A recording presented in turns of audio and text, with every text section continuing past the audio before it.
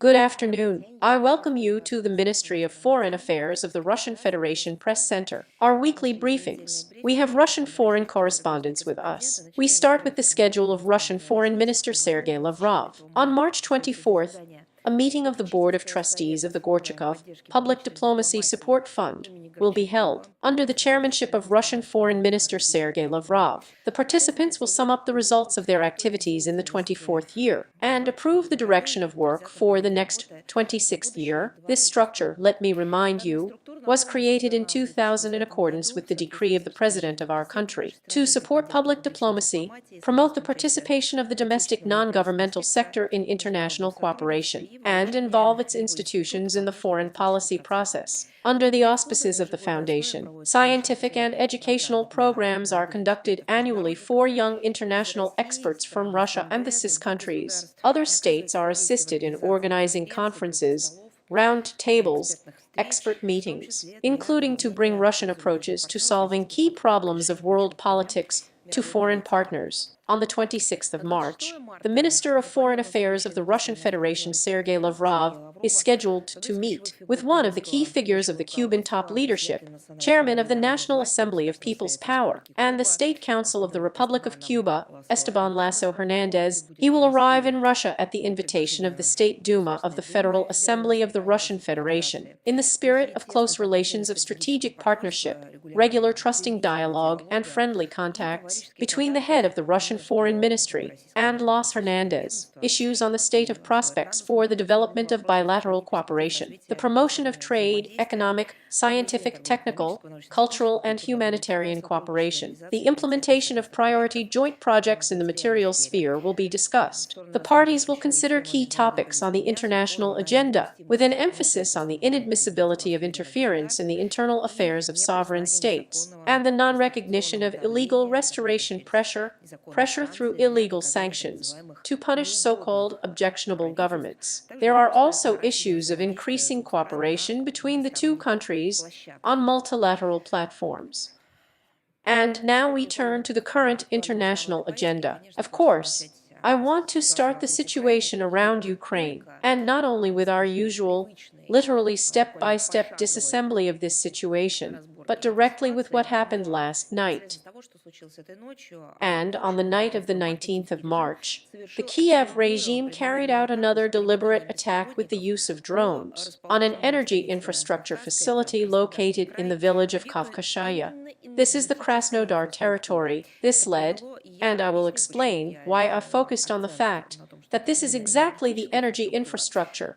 A little later, this led to the depressurization of one oil tank, a fire on an area of 1,700 square meters. This facility, as it is known, provides oil transshipment of railway tanks and does it, and this is necessary in order to load them into the pipeline system of the International Oil Transportation Company, Caspian Pipeline Consortium. I would like to emphasize once again that we are talking about an international project, an international oil transportation company. I would also like to remind you that literally, and why did I emphasize that we are talking about an energy facility? After all, just a few hours before, the telephone conversation between the presidents of Russia and the United States ended. And during this telephone conversation, as both sides confirmed, the President of the United States of America, Donald Trump, put forward, and Russian President Vladimir Putin accepted, a proposal for the mutual refusal of the parties from strikes for 30 days on objects, that's right, namely energy infrastructure.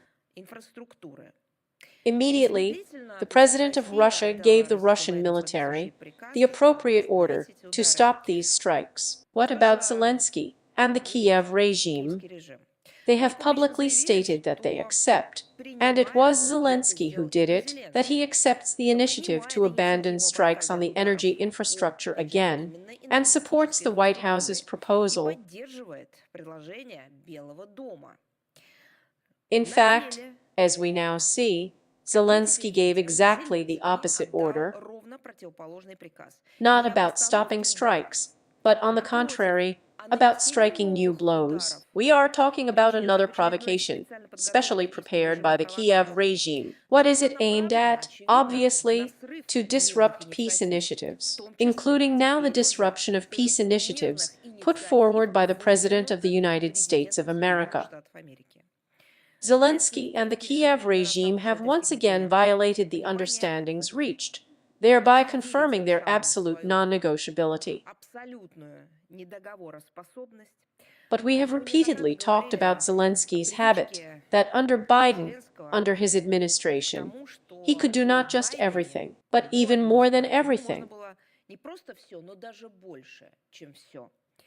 And Zelensky got away with everything then with Biden's team. In particular, I think, because of the physical inability of us President Biden to follow the agenda, check these very news, and how the agreements were implemented.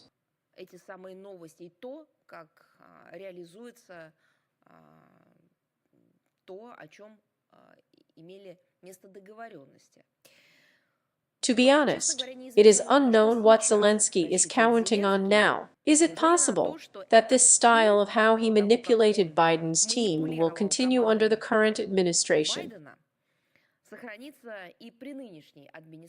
This is a question that needs to be answered, and I think we will find out the answer soon.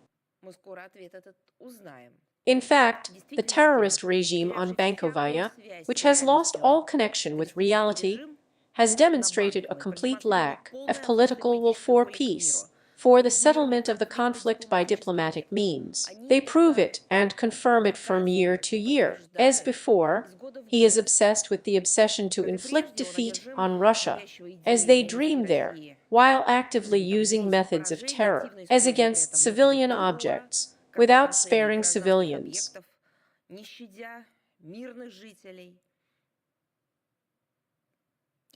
And those who live on the territory of the new regions, and everyone else. They do not regret their own citizens. We have also repeatedly drawn the attention of the world community to these terrorist attacks, and called on them to unconditionally condemn the crimes of the Kiev regime. It is obvious that the blame for this and other terrorist acts lies with all countries that continue to stubbornly and irresponsibly pump up the Ukrainian ruling junta with lethal weapons, thereby contributing to its bloody deeds. It would not be superfluous to remind that terrorists around the world are fueling today and are being fueled today by literally flowing from the territory of Ukraine with Western weapons. Thus, the corrupt Kiev neo-Nazi regime expands the geography of its crimes. Well, it was simply impossible not to single out this topic as a separate one, not to fixate on it. Because look, it seems that after the failure in the Oval Office, Zelensky asked for forgiveness from the US president, repented, sprinkled ashes on his head. Ashes, however, it seems to me, of their own citizens. But he still has to answer for it. But the whole team at Bankova was vying that they were ready to listen to what they would be told in the White House. That, of course, they will not behave like this anymore, and they really want to interact with their older brothers and patrons in the United States of America. Well, and how? Interaction with patrons. The US president has just said that, according to the US president's initiative, which was supported by the Russian side, strikes on the energy infrastructure should be stopped by the Kiev regime, when the Kiev regime and Zelensky immediately did exactly the opposite.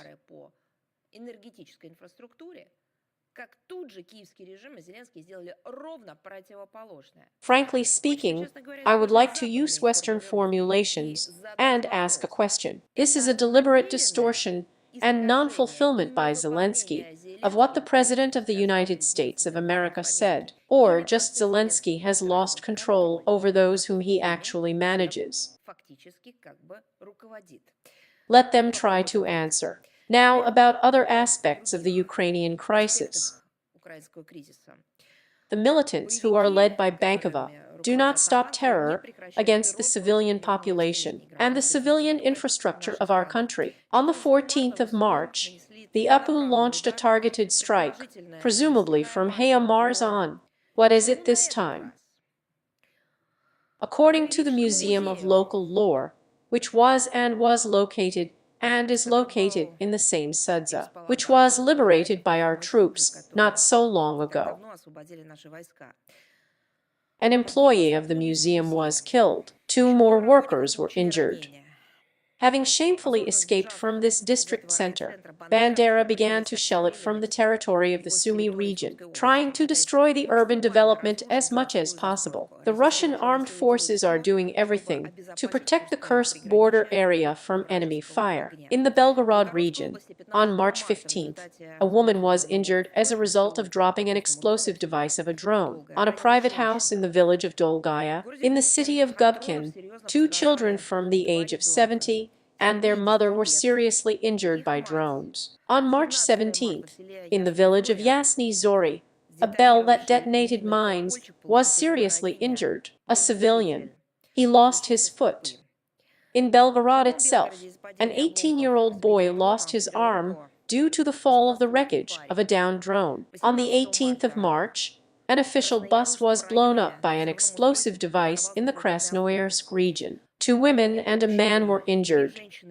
In the period from the 14th to the 18th of March, a civilian was killed by Ukrainian drone attacks in Donetsk-Gorlovka. 24 people were injured, including 2 teenagers and 2 emergency workers. Residents of the liberated settlements of the Kursk region continue to testify about the horrors of Ukraine's Nazi Ukrainist occupation, which lasted from August of the 24th year. In the village of Cossack Lochny, people under threat of death were forced to bury their relatives and neighbors, who were shot and killed by the Ukrainists right in the gardens.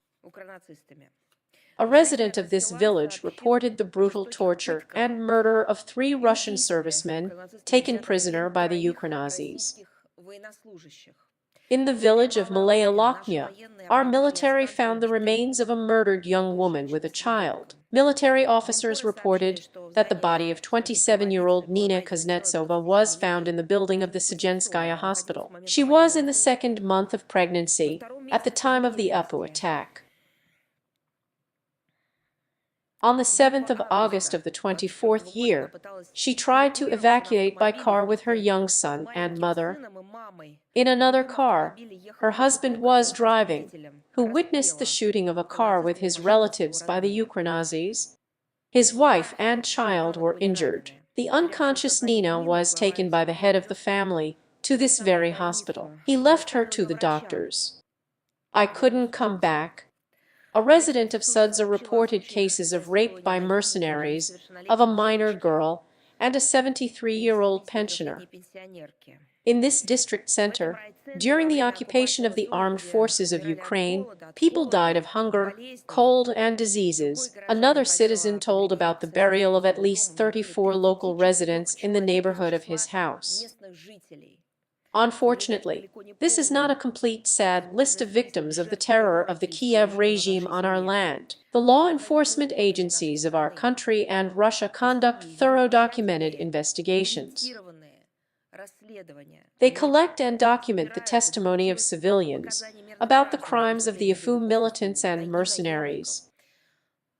We are talking about murders, tortures, robberies. Criminal cases have been initiated. Investigative actions are being carried out on the adoption of persons involved in these and other crimes of the Ukrainists of the Kursk region. But now about the punishments. Russian courts continue to sentence Ukrainian neo-Nazis and mercenaries for their war crimes. Ukrainian militants Nikolai Tishkarev, Alexander Plaksev, Sergei Pogromsky, Vladimir 1 Point, detained by the Russian military on the territory of the Kursk region, were sentenced. It is established that after the illegal invasion in August of the 24th year, they committed acts of terrorism in Sudza. In particular, threatening with the use of weapons, they occupied private houses, repeatedly opened fire to kill Russian servicemen, civilians, and prevented their evacuation. The Skin, the pogroms, and the Points got 16 years, and the whiny 15 years of imprisonment. Criminal cases have been sent to court against mercenaries from Britain, France, Georgia, and Uruguay who fought on the side of the AFU. They are on the international wanted list. The investigative bodies of our country will continue to collect evidence to bring to justice Ukrainian Nazis and foreign mercenaries for war and other crimes. Now about how those who call themselves civilized behave, while still, in fact, sponsor these very crimes.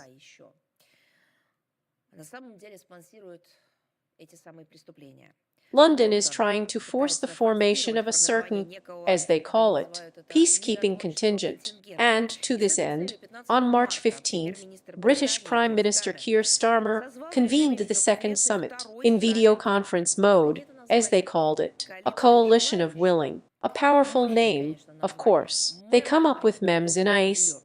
Despite the expansion of the number of participants to 25 states, there was no clarity on the main issue, namely the recruitment of a multinational contingent for possible deployment in Ukraine. There were no more people willing to join it. The question of Washington's support for such a mission remains open. The British hastened to retouch the stalling of the so-called peacekeeping mission, which in my opinion is better called a peacekeeping intervention, and simply literally shifted the emphasis to the fact that they are best able to put dust in their eyes regarding the allegedly increasing unity of the West in exerting pressure on Russia and further military assistance to Kiev. Well, everyone here understands perfectly well that nothing is working out for them. Not all member states, even NATO and the EU, are ready to follow the proposed course of tightening sanctions against Russian assets.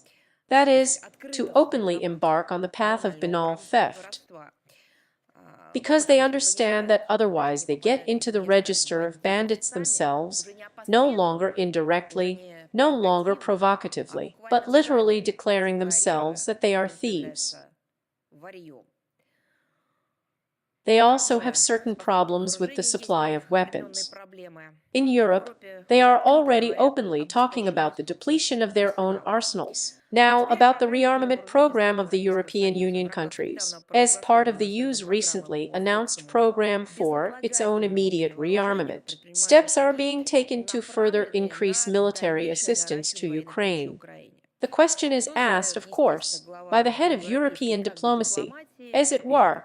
Now it's Kaja Kallas, at the March 17th meeting of the EU Council on Foreign Affairs. She proposed to discuss the possibility of allocating at least 20 billion euros, or better 40 billion euros, for the needs of the armed forces of Ukraine in the 25th year. A direct quote, "Depending on the needs of Kiev," said Kaja Kallas. So I can tell you right away, dear Kallas, that you can write 100 billion, you can write 500 billion euros at once. These are the needs of Kiev right now, and there will be more in the future. You are shaking the psyche of the Kiev regime yourself. You are feeding this terrorist scum yourself. They will need more each time. At the same time, Kallas insisted that the EU countries should contribute in accordance with their own, it sounds funny, economic weight. You know, if each country had to contribute to the European Union with its economic weight, it probably wouldn't be Kaja Kallas who would hold such a high post. As a priority step, she called the provision of 2 million large-caliber artillery shells worth 5 billion euros to Ukraine this year. And Kallas offered to take 2 billion euros out of the total amount of assistance from the profits from frozen Russian assets. But for some reason, the participants of the meeting did not agree on these steps. Do you know what the most amazing thing is? Think about it. Are we now quoting and giving facts about the statements and actions of the chief EU diplomat? Do you hear anything or see anything diplomatic in this? Nothing like that. This rhetoric would be good from the mouths of military chiefs, heads of general staffs, probably representatives of special services. After all, everything here is about weapons, weapons, and lethal assistance. So why are those in charge of diplomacy in the European Union doing anything but diplomacy? It seems that the US Brussels is still unable to clearly answer questions for itself, including what specific functions the EU could perform in the context of the new dynamics around the Ukrainian crisis. Nor can he say how demonstrative support for possible ceasefire agreements correlates with his blinkered, aggressive, pro-military position and course towards his own militarization. But the most important question, again, is there really no people in the European Union who could talk about militarization with knowledge of the matter? Why do we see those who are not and have never been specialized specialists in the European Union coming to the microphone on the topic of the militarization of the European Union? After all, this question should be asked by the inhabitants of Western Europe, who and why, most importantly, is entrusted to discuss the militarization of the European Union from the high rostrums in Brussels.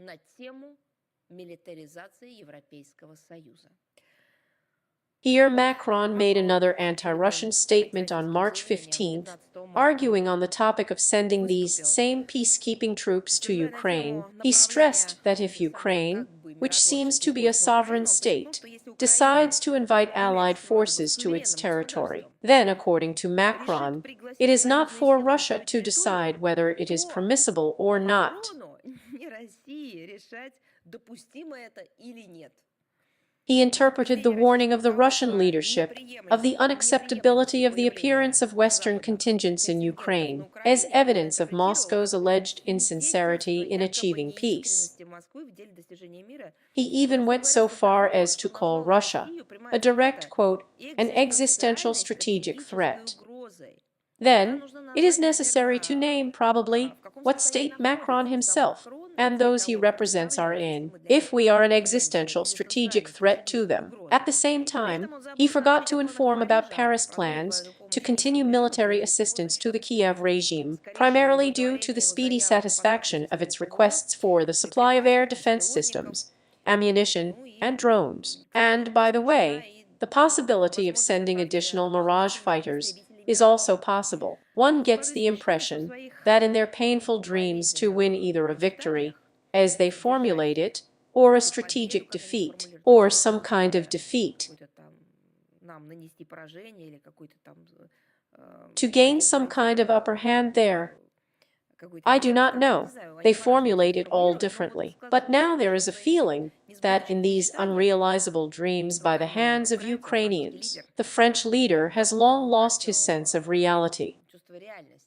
That is, trying to manipulate the hands of Ukrainians and achieve absolutely painful, unrelated to the fact that in reality there are moments he simply does not understand, not that aspects and details of the situation, but in general, what is happening in the world.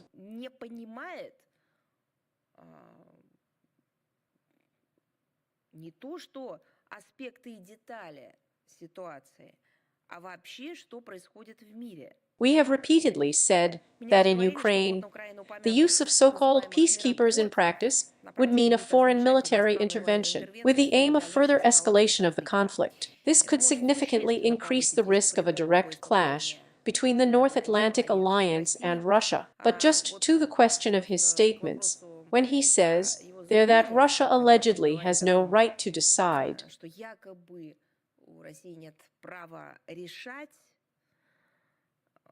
you know, we are a sovereign state. We have been repeatedly attacked from the outside, including from France historically, and in general from the West repeatedly.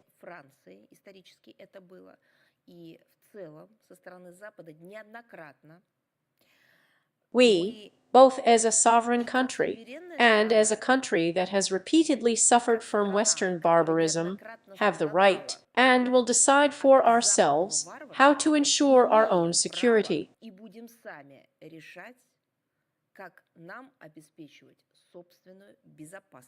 Moreover, this issue, namely with collective security, was not only not resolved on the European continent, but it was at the expense of such as Macron and his predecessors, and the current unfriendly regimes, that it was sent to an absolute peak.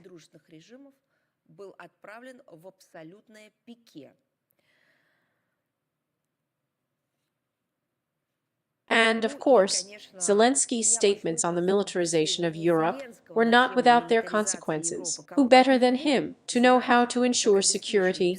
So he went back to his old ways and demanded the militarization of Europe, including accelerating the production of ammunition, replenishing weapons arsenals, and strengthening air defense. And it is clear that first of all he thinks about Ukraine. The truth covers it all with the interests of the supposedly European continent. I'll just remind you who Zelensky is. This is a dangerous, unhealthy neo-Nazi, dangerous for the world, who brought his own country to disaster.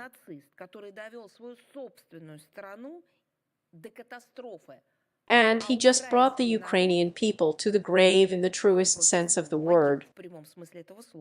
And now he is trying to push the Europeans to a similar destructive scenario. That is, now it is not enough for Zelensky and those who brought him to power, the collapse of one Ukraine. Now they are pushing the whole of Europe to this pit.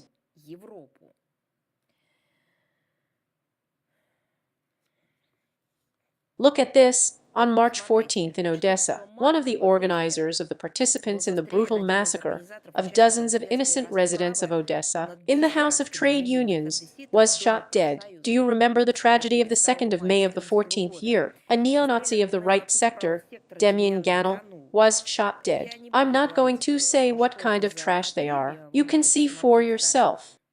Interested only. Just one thing. Look with what zeal, with what speed and zeal, including demonstrativeness, the Kiev regime took up the search for Ganel's killer. That's the impression, that they put aside all pressing issues and concentrated on finding the killer. Well, probably, definitely a crime. Punishment, investigation, all of this should be. There is only a small nuance. It's not even that he is a notorious bandit, but the fact is that the crime itself, which probably had no equal at that time in prosperous Europe, namely the murder and arson of living people, in the House of the Trade Union, on the 2nd of May 2000 of the 14th year, remained without investigation, without proper investigation.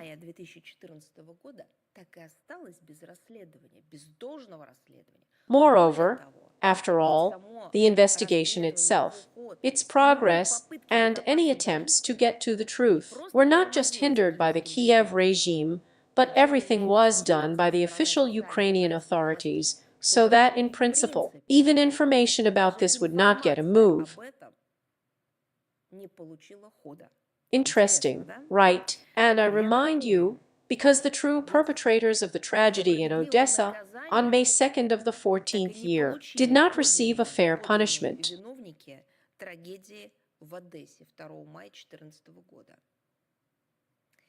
On their conscience, these very murderers, these very scum, dozens of people burned alive in the House of Trade Unions, and at least 250 people who were injured and maimed. The investigation launched by Kiev under pressure, only under pressure from international organizations, turned into a farce, with attempts to assign the perpetrators not neo-Nazis, but victims. After more than 10 years, the blatant connivance of the Ukrainian authorities has finally been noticed, where in the European Court of Human Rights, known for its bias, in the case of Vyacheslav and others against Ukraine, despite all attempts to cast a shadow on Russia, What does Russia have to do with it? The court, in its decision of March 13th, concluded that the Odessa police in the 2014 year did practically nothing to prevent an attack on the protesters, ignored numerous operational data on the preparation of riots, and it was noted that the dispatch of fire trucks to the scene of the tragedy was delayed, and the police did not intervene to help evacuate people from the House of Trade Unions. That is such, passive complicity. But these are not our estimates. This is the same, I repeat, biased European Court of Human Rights, biased against our country, with respect to all the arguments that Russia has given in the context of explaining what is happening on the territory of Ukraine, and even this structure could not act otherwise than to say that everything that was around the House of Trade Unions was an absolute lawlessness of the Kiev authorities. The court concluded that Ukraine did nothing to save people, and later to conduct an effective investigation of what happened. Well, we understand that even these glimpses of the common sense of the European themis can be challenged. Probably, there will be the next part of the Marlezon ballet, but once again returning to the murder of that Nazi Demian Ganel, who, strictly speaking, was affiliated with this crime. Look at how the Kiev regime fussed, how they launched a powerful investigation in order to find his murders. To do this, they do everything, including one of the goals demonstration. In other words, there is such a desire to show what will happen to those who infringe not on the law. Well, what kind of law is there on the territory of present-day Ukraine, but on those who swore allegiance to the Kiev regime for this very neo-Nazi loyalty? That is, this is how the punishers acted in principle, honestly. We proceed from the fact that all persons who are somehow involved in what happened in Odessa on the 2nd of May of the 14th year should be brought before a truly unbiased and objective court. I believe. I know how it was historically. I know it takes time. But I believe that none of these criminals will be able to escape from just retribution.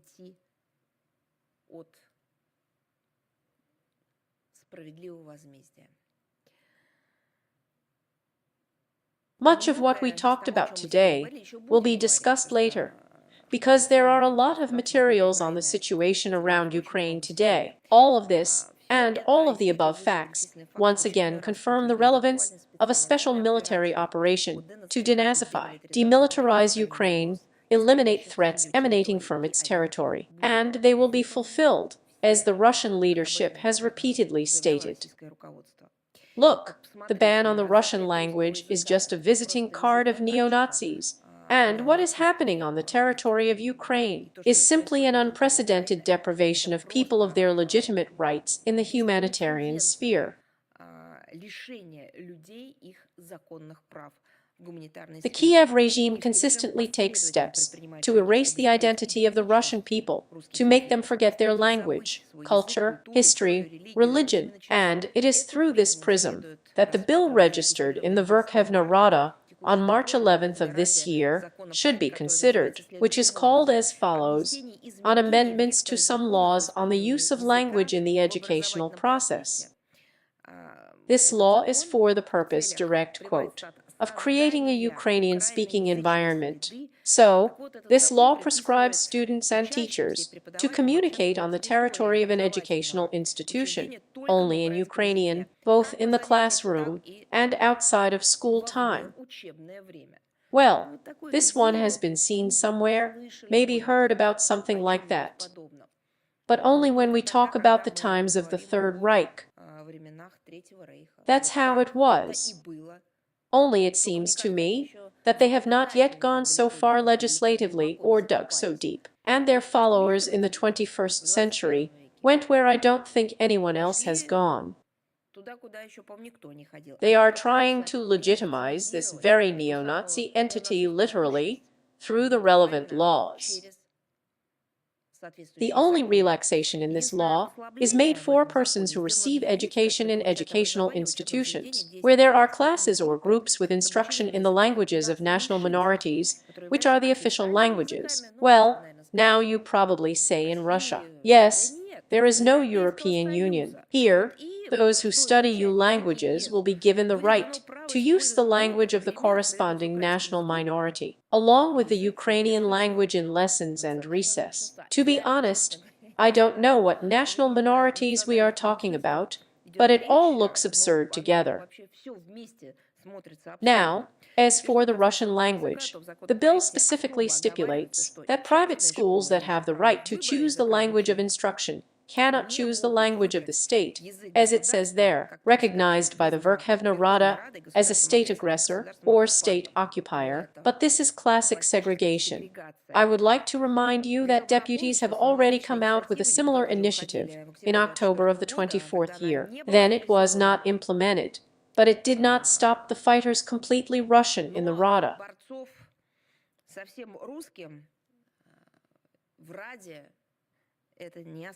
And frankly speaking, I would like to openly name their names, so that later, as often happens in the Ukrainian political zoo, they would not tell how ardently they defended the rights of Russian speakers, and secretly kept a volume of poems by Pushkin or Akhmetova under their pillow.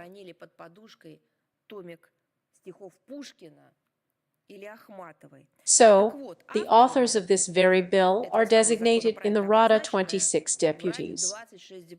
Among them are Alexander Kornienko, Natalia Pipa, Roman Lazinsky, Vladimir Petrovich, Tamila Tasheva, Nikita Pacharov, Mariana Bezuglaya, Sofia Fadena or Fadena, and so on. We will definitely place a link to their names in the text of today's briefing. This, as they say, is to be remembered. Now back to the document. As follows from the explanatory note, its developers are concerned that communication takes place in educational institutions outside of school hours, a direct quote, mainly in the language of the aggressor country, in Russian. That is, they no longer know how to deal with the Russians, with the Russian speaking, and they don't know anymore. Nothing helps. No intimidation, not even a death threat. After all, this figure that we talked about today, who was killed from the right, I mean the neo-Nazi of the right sector, Demyan Canal, whom we talked about today, he was killed.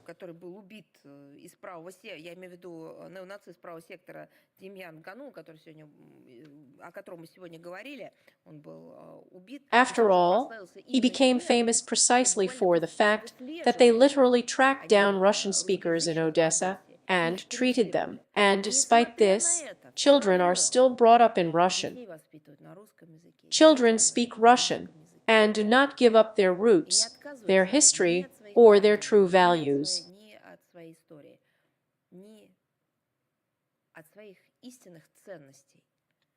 Now the Rada has decided to deal with them,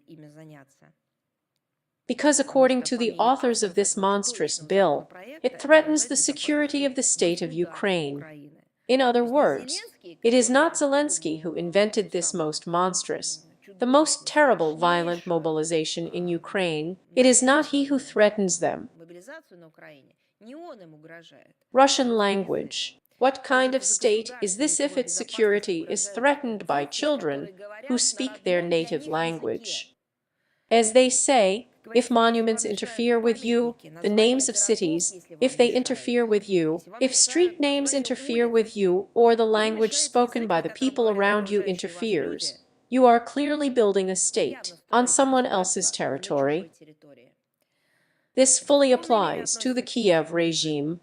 After all, the authorities who live at the expense of Western grants and destroy their own citizens, forbidding them to speak their native language, forbidding them to pray in their native church, forbidding them to honor the memory of their ancestors, their relatives. Otherwise, it cannot be called occupation. Tomorrow, On the 21st of March, a press conference will be held at the Press Center of the World Today, within the framework of which the report of the International Public Tribunal for the Crimes of Ukrainian Neo-Nazis will be presented. It will be dedicated to the crime of the armed forces of Ukraine and the Security Service of Ukraine in relation to Russian servicemen. Among the participants are Maxim Grigoriev, chairman of the International Public Tribunal for Crimes of Ukrainian Neo-Nazis, member of the Public Chamber of our country, author of the report, Tetiana Moskalkova, Commissioner for Human Rights in the Russian Federation, Andrei Kartopalov, Chairman of the State Duma Committee on Defense of our country, and Rodion Miroshnik, Ambassador-at-Large for Crimes of the Kiev regime. The report is based on the personal testimonies of 80 Russian servicemen who returned from captivity, which confirm the facts of gross violations of the Geneva Convention by the Kiev regime, the Geneva Convention since 1949 year, as well as widespread torture, beatings, bullying. This qualifies as war crimes and has no statute of limitations. The International Public Tribunal for the Crimes of Ukrainian Neo-Nazis demands the punishment of all perpetrators to the fullest extent of the law. All the necessary information, including for the accreditation of media representatives, is available on the organizer's website. We will definitely duplicate the link in the text of our briefing today. Well, and a very interesting relevant topic. We have repeatedly talked and continue to talk about the participation of Western intelligence services in a hybrid war against our country, and it is no secret that in the doctrinal documents of the United States and its allies, our country is considered as one of the main threats in the information space. The task remains openly, as they formulate it, of strategic containment of Russia. We can say with confidence that since the beginning of the special military operation, we are talking about a full-scale anti-Russian company, using information and communication technologies for military and political purposes. Ukraine has actually become a springboard for conducting a wide range of operations against Russia in cyberspace. Entire units of the special services and military departments of NATO countries are permanently stationed in Kiev and Lviv. They coordinate the actions of the Zelensky regime in the digital environment. Since the 10th years of the 21st century, NATO has been actively reforming Ukrainian cyber forces. Through a specialized fund, it is called. In the 22nd year, the Biden administration sent Pentagon employees to Ukraine. They dealt with issues of cyber command, the Digital Data and Artificial Intelligence Directorate, as well as their colleagues were sent from the ENSA, who were responsible for managing operations in computer networks. Their tasks include interaction with the armed forces of Ukraine to organize computer attacks on Russian infrastructure, on Russian resources. Such operations are disguised as the action of the supposedly volunteer Army of Ukraine, but in fact, it is controlled by the Ministry of Defense of this country, and according to available data, it includes about 130 hacker groups totaling from 100 to 400,000 people. As part of this criminal conglomerate, there are personnel employees of the main intelligence directorate of the Armed Forces of Ukraine, the Department of Computer Information Security of the SBU. In the 23rd year, the number of attacks by the hacker community on the Russian infrastructure exceeded 200,000. It is significant that the West not only does not condemn, but on the contrary, encourages such malicious actions. At the 22nd European Cybersecurity Forum in Poland, the IT Army is being prepared personally by the Deputy Prime Minister of the Government of Ukraine, Mikhail Fedorov. Let me remind you that he has repeatedly stated that Kiev is involved in operations in the digital environment, so they were awarded awards there. Do you know why? Direct for resistance to Russian aggression, but you know exactly what it's about cybercrimes. More than 1,000 fraudulent call centers operating in the country are also used to implement Zelensky's anti-Russian tasks. Half of them are concentrated in the Dnieper. Well, unfortunately, not in the water yet, in the city, but it seems to me that everything is ahead. In total, Over 100,000 people are involved in this criminal sphere. The network infrastructure of such institutions is located in the Netherlands, Germany. 92% of fraudulent calls that come from the territory of Ukraine are directed at citizens, state authorities, and financial institutions of Russia. It seems to me that there is no one left in our country who would not have been called by people from there one day. At the suggestion of the Biden administration, a multinational corporation provided the Zelensky regime with digital resources for conducting military operations against our country. It is known in particular about the use of tools of this very American infrastructure in order to conduct geospatial and technical intelligence in Russia in the zone of a special military operation, monitoring of domestic information space, communication channels, operators, providing the Ukrainian side with cloud technologies for cyber attacks. Some Israeli technology firms are also working closely with the Ukrainian army. Moreover, Western companies that provide Ukrainians with access to their resources, we will definitely place a list of them in the text of today's briefing, ignore the fact that they are being used for malicious, literally extremist activities. The Ministry of Internal Affairs of Russia has been initiated. The Ministry of Internal Affairs of Russia has initiated criminal cases in the sphere of the facts of fraudulent crimes committed by Ukrainians against citizens of our country for billions of rubles. The established IP addresses of these call centers are registered on the territory of Ukraine, as well as the identity of the scammers are also established. Western officials and supposedly independent mass media, as well as a certain expert community in the field of information security, based on data like Haley-like, with all variations, loudly declare some kind of large-scale Russian aggression, some kind of unleashing of cyber war by our country. At the same time, exactly on Washington's command, they defiantly ignore the public statement of Ukrainian and officials about the organization of computer attacks against our country. This is how the rules-based order promoted by the West works.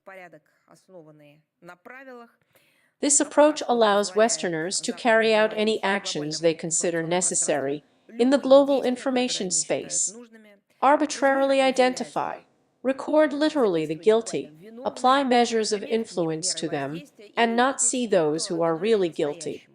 At the same time, crimes against us geopolitical opponents, even if there are public statements by officials of countries acting in American interests, are ignored or encouraged.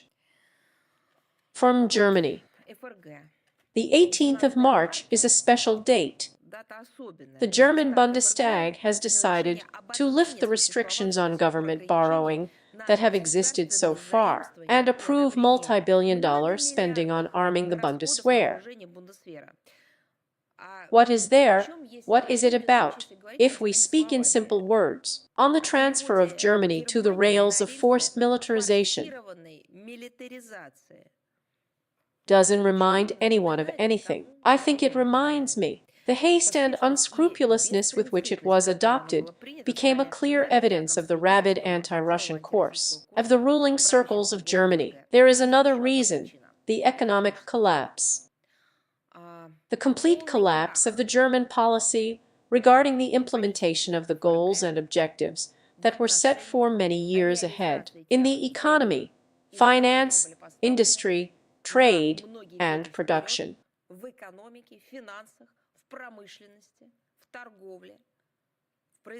Why? Yes, because there is a lack of resources, a lack of a resource base, which was until the moment Berlin stopped using Russian energy resources on command from the States.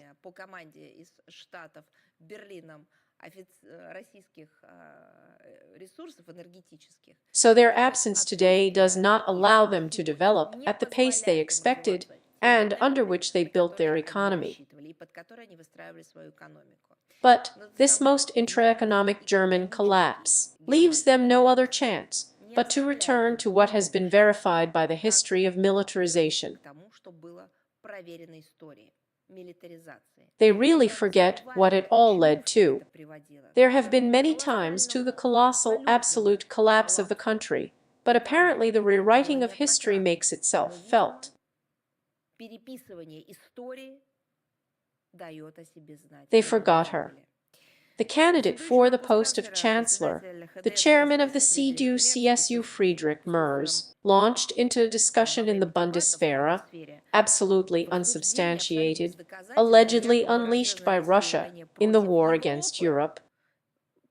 I just want to clarify with him, and in what place of Western Europe is our country fighting? Could he clarify? At least we will know.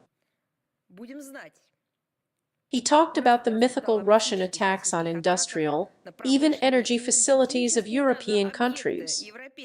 Have you completed an investigation in Berlin into who and how undermined the civilian infrastructure of Nord Stream 1 and 2? No, not completed. Then stop inventing and talking about topics that you don't have the slightest factual idea about. Merz went even further. He urged to prepare for confrontation with our country, direct quote, in the coming years and decades. Do you know what I want to say? Russia is not going to attack Germany. If Germany says this, then Germany has such plans. But then Berlin should also call things by their proper names. How can we not recall the well-known thesis about the aspirations for historical revenge, inherent in the genes of German political figures? Alas, these trends take over common sense, and even the instinct of self-preservation, once in 100 years. Isn't that right? The hotheads in Berlin and other European capitals should be aware that the Russian Federation will react promptly and harshly to any militaristic aspirations in order to prevent threats to its own security. And, in fact, German citizens now still have a chance to ask their own authorities what they have decided and what kind of adventure they are trying to drag the European continent into. They were provoked 100 years ago, and they got into this provocation then. What did it lead to? I think the Germans somehow know. We need to do it again. Maybe they will come to their senses after all. Well, the 21st of March turns 11 years old. This is to the question of how mistakes, if they are not corrected and not remembered, are repeated again. So the 21st of March marks the 11th anniversary of the signing of the political bloc of association agreements between Ukraine and the European Union in Brussels. At that time, it seemed to have good intentions, postulates about respect for human rights, fundamental freedoms, respect for the rule of law, political dialogue, justice reforms, so to speak. A harmonious combination of freedom and security. All of this, if all of this were followed, would lead Ukraine, as it was said, into a democratic European family, or, as the Barrel put it, into the Garden of Eden.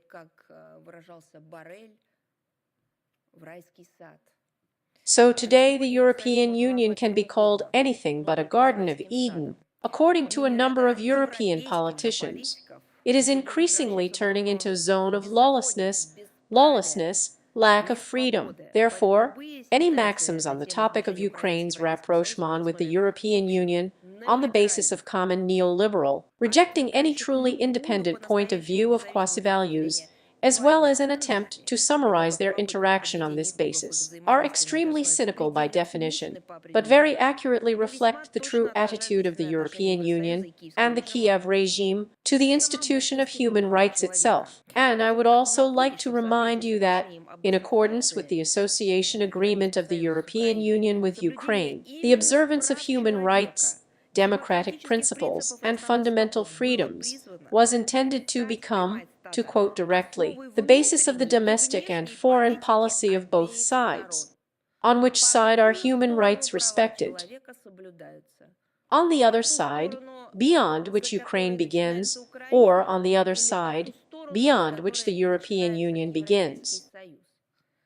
One of the goals of the political dialogue in the document was, again, A direct quote, strengthening respect for the democratic principles of the rule of law and good governance, as well as human rights and fundamental rights, including the rights of persons belonging to national minorities.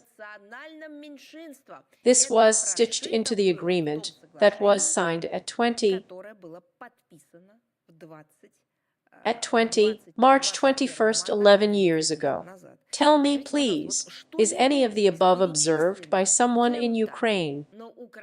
We have just talked about how they are wiping out the language of the national minority, although I repeat again, it is simply blasphemous to call Russians a national minority on the territory of Ukraine. But even so, they are erasing this language in different ways, in every way, now legislating even the impossibility for children to speak to each other in Russian at recess.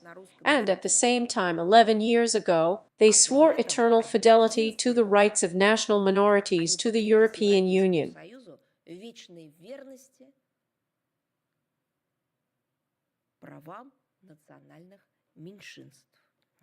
What can it learn from the Union of European States, experiencing an acute crisis of self-identity? The state is in political, social, humanitarian, and economic agony. What the European Union is demonstrating to the world today. First of all, we are talking about corruption in the highest echelons of power. Let's recall the story about the former European Commissioner of Justice.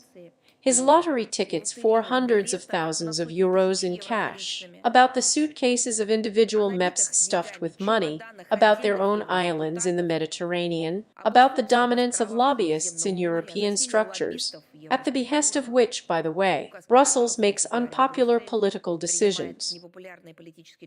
Let's recall the purchase of anti-COVID vaccines for astronomical sums, at a disadvantage for the EU itself, in conditions without consulting someone, just through some correspondence.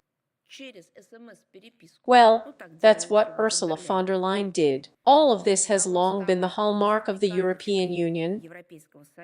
The helplessness and dependence of the judiciary is also, by the way, a problem, and the example is also the investigation of multi-million-dollar deals for the supply of vaccines to the countries of the European Union. Absolute lawlessness in the issue of protecting the rights of national minorities in the EU. Please take a look at what is happening in the Baltic states with the Russian-speaking population, but it is subjected to unprecedented discrimination and, according to international experts, a direct quote has no right to have its rights recognized by the specialized institutions of the European Union itself. There is an unprecedented increase in manifestations of Islamophobia and anti-Semitism in the countries. This is what Ukraine probably has to learn from the European Union, and all this against the background of a pronounced tendency to suppress all forms of dissent in the European Union. Here you are enjoying censorship, banning the media,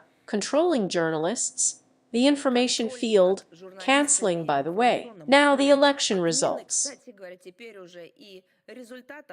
Literally, the selection of those who can go to the next round, not by democratic electoral procedures, but simply by political order. The arrest of the wrong winner is now widely used, so to speak, in the EU space. Here's how, for example, in Romania. But what is being done with historical memory, it seems to me in itself, is one of the root causes of all of the above problems. Erasing references to the feat of the Red Army, which made a decisive contribution to the liberation of prisoners of fascism from Nazi concentration camps. Or how they vote in the UN against condemning Nazism. This is an eloquent example of these quasi-values. And Ukraine clearly follows this course, which was designated to it by the European Union, and in this regard, of course, it is more appropriate than ever to talk about the convergence of the approaches of the parties if they openly welcome achievements. But of course we take it in quotation marks. The Kiev regime in the field of human rights continues to turn a blind eye to the bestial cruelty demonstrated by the Kiev regime, committing crimes against humanity, neglecting international humanitarian law, engaging in discrimination on the basis of national religious principle. And of course, destroying freedom of speech. Detailed data on this topic are given in the annual reports of the Ministry of Foreign Affairs of Russia and joint reports of the foreign ministries of Russia and Belarus, which have been published since the 24th year, on the human rights situation in certain countries of the world, and in a separate report of the Ministry of Ukraine, reports on illegal actions of the Kiev regime against the Ukrainian Orthodox Church, on violations of the rights of Russian citizens in foreign countries, and so on. All documents are freely available on the internet resources of the Russian Foreign Ministry, including translations into English, and we strongly recommend that you read them. Of course, the links will be available in the text of today's briefing. And also, as if at the junction, the topic of the situation around Ukraine, the growth of neo-Nazism, the lessons of history and its rewriting, and, of course, the anniversary of the Great Victory. On March 27-28, the Council of Ministers of the Republic of Crimea, with the support of the Russian Foreign Ministry and the Russian Association for International Cooperation, will organize an international scientific and diplomatic congress dedicated to the 80th anniversary of the Yalta Crimean Conference of the heads of government of the three allied powers of the anti-Hitler coalition. Let me remind you, it took place from the 4th to the 11th of February, 1945th year. As then, the event will be held at the Livadia Palace in Yalta, and the Congress will bring together more than 100 prominent statesmen, politicians, historians, heads of leading academic research institutes, as well as numerous representatives of foreign expert circles and the foreign public. It is expected that representatives from Britain, China, the USA, and France will take part in it. The grandson of the first president of the Fifth French Republic, legendary General Charles de Gaulle, Pierre de Gaulle, American economist, director of the Earth Institute at Columbia University Jeffrey Sachs, and many other prominent public figures will come to Yalta. The Congress participants will discuss the topic of current geopolitical challenges in the era of global changes, when the issue of establishing dialogue and cooperation between the leading world powers, developing new fair principles for the existence of countries,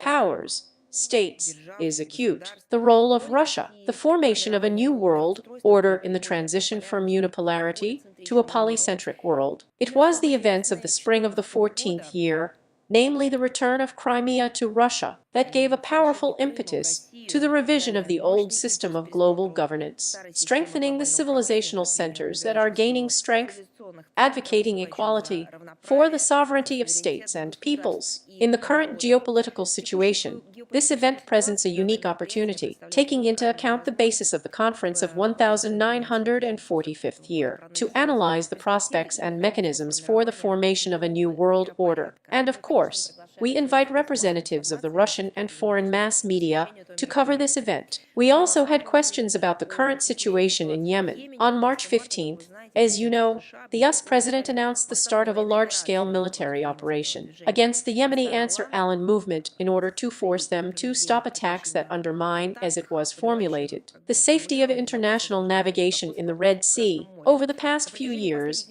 the Americans have been launching rocket and bomb attacks on the provinces of Sana'a, Sada, Mariupol, Baida, Damar, and Haya. At the same time, their goal is not only military facilities, but also civilian infrastructure. According to medical services, as of the 18th of March, the death toll has already exceeded 50 people. More than 100 were injured. In response, the Houthis are trying to attack the ships of the US strike force. Our assessments of what is happening in Yemen were set out in a message following a telephone conversation between Russian Foreign Minister Sergei Lavrov and US Secretary of State Mark Rubio on March 15th. As you remember, the Russian side stressed the need for an immediate cessation of hostilities, the importance of establishing a political dialogue in order to prevent the escalation of the armed confrontation was also noted. We once again call on the parties to the conflict to abandon the use of force to solve the problem. We proceed from the fact that achieving sustainable normalization of the situation in and around Yemen is possible only through political and diplomatic methods. We see the task of all responsible members of the international community in helping the Yemenis to launch a comprehensive political settlement process under the auspices of the UN, on the basis of the agreements previously reached with the mediation of Saudi Arabia and Satnat Aman, which were fixed in the corresponding roadmap. Tomorrow, the 21st of March, an important anniversary will be celebrated. I think many people know about him. This is the 35th anniversary of the establishment of diplomatic relations between the Russian Federation and the Republic of Namibia. It is symbolic that this significant date for both states falls precisely on the 35th anniversary of the independence of Namibia itself. We see in this a vivid evidence of the involvement, or, better to say, the strength of the time-tested lips of friendship, solidarity, mutual support between our countries.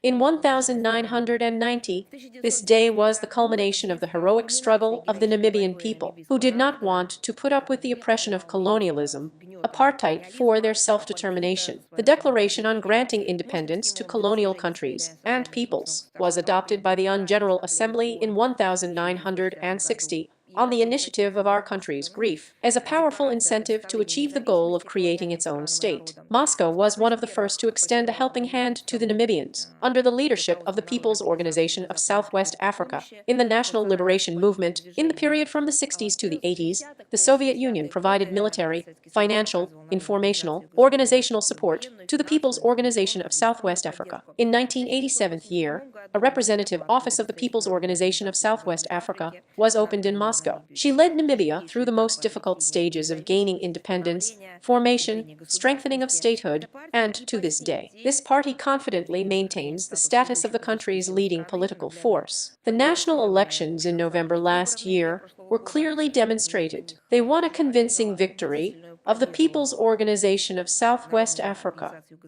Her presidential candidate is Mrs. Netumbo Nandi-Ndaitwah. And after 1990, our relations with sovereign Namibia have strengthened and acquired everything.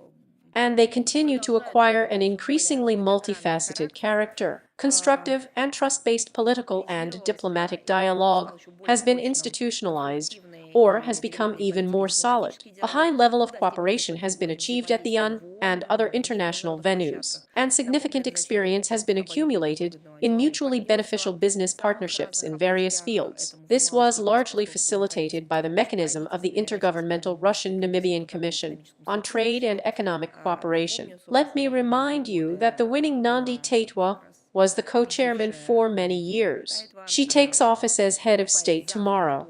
We confirm our unwavering commitment to work together to build up the entire range of bilateral cooperation for the benefit of the peoples of Russia and Namibia, and are interested in continuing an in-depth exchange of views on international issues and close coordination of the foreign policy efforts of our countries in multilateral structures. We are confident that the coordinated steps of Moscow and Wenhek on the world stage will continue to contribute to the formation and strengthening of a democratic, secure world order, ensuring sustainable development and unblocking crisis situations on the African continent. Another important topic related to the historical date. It refers us to an event that, at first glance, was of a purely bilateral commercial nature. In fact, it had a serious geopolitical dimension and influenced the circumstances, which in turn influenced the course and outcome of the Second World War. We are talking about the 90th anniversary of the sale of the Sino-Eastern Railway to the USSR. On March 23rd, 1935th year, that is, the KST itself, the state of Manchukuo. To understand what was behind this decision of the Soviet government, it is necessary first of all to note the military-political aspect. As is known, militaristic Japan in 1931 year began an open aggression against China and actually created a puppet state in the northeastern part of its territory, which was called Myogo, which, accordingly, Japan absolutely completely ruled. What were these plans? These plans of the Japanese military went even further. They were aimed at capturing Siberia, the Soviet Far East. And in the context of preparing such an attack, Tokyo has begun implementing a strategy aimed at economic strangulation of the border Far Eastern territories of our country.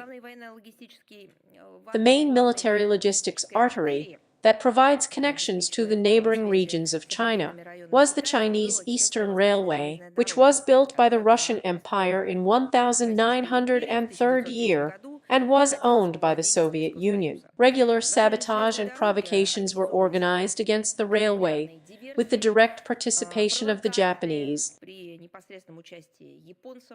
How everything happened is clearly shown, including the recently released Russian-Chinese feature film, Red Silk. The published memoirs of foreign intelligence officers who worked closely with the Japanese in Harbin at that time also give ideas. The situation around the SIR by the mid-30s had become so critical that further actions of our country to protect it could turn into a full-scale armed conflict with Japan, for which at that time the Soviet troops in the Far East were not yet ready. Tokyo's desire to provoke such a clash is directly confirmed by the documents that are stored in the archive of the foreign policy of the Russian Federation. They also testify to the high art of domestic diplomacy, which perfectly understood the true intentions of the Japanese so-called partners who were hiding behind the negotiations, as they formulated it, by independent Manchurian representatives. And our country has shown colossal endurance and perseverance, as they would say now, uncharacteristic creativity, in solving the problem that has arisen. As a result, negotiations took place. They were tense. And the final document on the sale of the SIR was signed, which provided the Soviet Union with the necessary respite, which allowed it to properly prepare for the defense of the eastern borders. And it is thanks to this timely step of the deployed Japan a few years later. From the 38th to the 39th years, aggressive military actions against our country at Lake Hazen, on the Kalkingal River, did not bring the intended result. Soviet troops. I can't help but say that my grandfather was among them. They were able to give the enemy a decisive, powerful rebuff.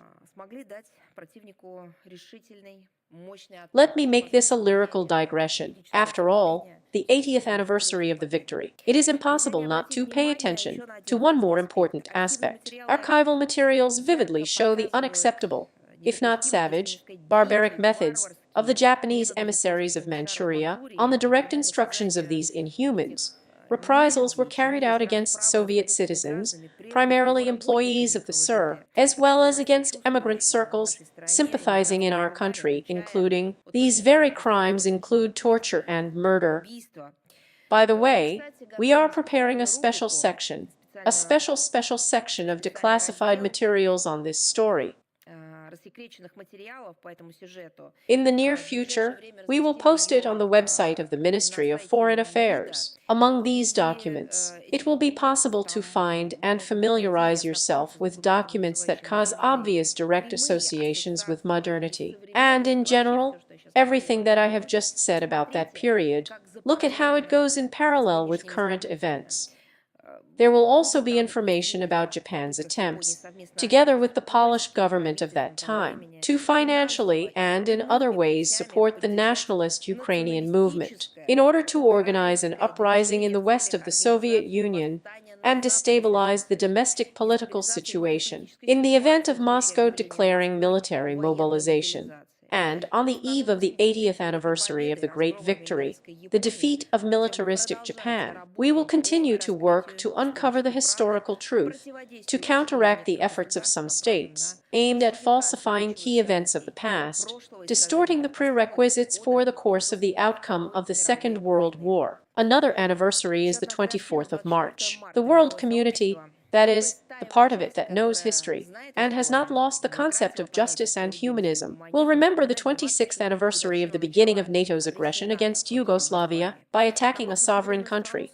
The United States and its satellites have literally violated international law, undermined the foundations of security in Europe, provoked a crisis of interstate relations that are insurmountable to this day. A lot has been said about the terrible events since 1999, and we talked a lot. The chronology of the invasion of the Western coalition is sorted by the minute, and the consequences are carefully documented. But this does not mean that as time passes, the massacre of Yugoslavia fades in memories or loses its formidable symbolism.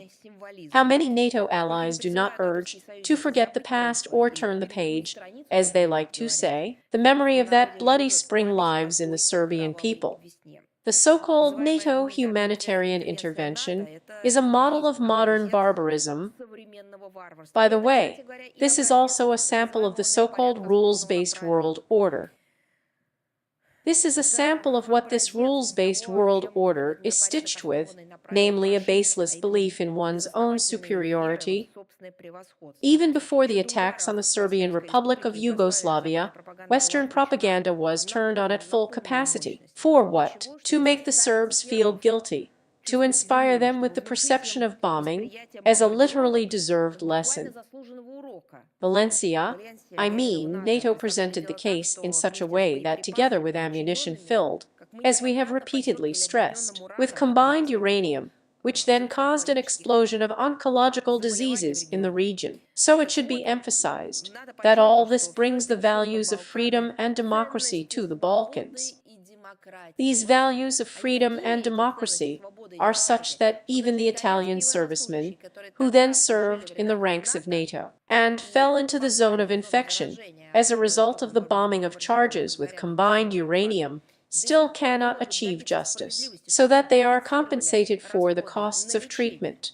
Here it is a Western-style democracy and freedom according to Western patterns.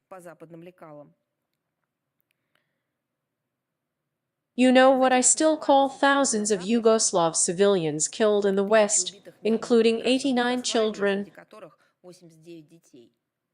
Collateral damage, that's it. So much for democracy with freedom of speech. It is appropriate to refer to the results of last year's study on the attitude to NATO aggression in today's Serbia. They are given in the monograph, The Long Echo of 1990. Over 75 respondents believe that Washington and Brussels have not redeemed the Serbs, so they weren't going to bathe her, and they will never be. They are just waiting for the moment to do what they could not do then, break Serbia. We believe that this will not happen, and we are doing everything to prevent this from happening. We see how in Serbia society is united in explaining the motivation of the North Atlantic Alliance to gain a foothold in the Balkans, with the help of a military campaign to reject Kosovo and turn it into an American colony. To do this, the West has put at its service and armed and equipped terrorists from the so-called Kosovo Liberation Army. They were given a pseudo-state status, as you know. Behind the scenes, they encourage ethnic cleansing against the indigenous Serbian population. The North Atlantic Alliance will never wash away the shame of war crimes. Among them is the destruction of residential areas in Serbia, hospitals, schools, bridges, passenger transport, columns of refugees. Again, how in tune with today. We will always stand in solidarity with the Serbs in preserving the memory of the victims of the tragedy of 1999, preventing attempts to rewrite the history of the Yugoslav crisis in a Western way. We will always guard historical memory.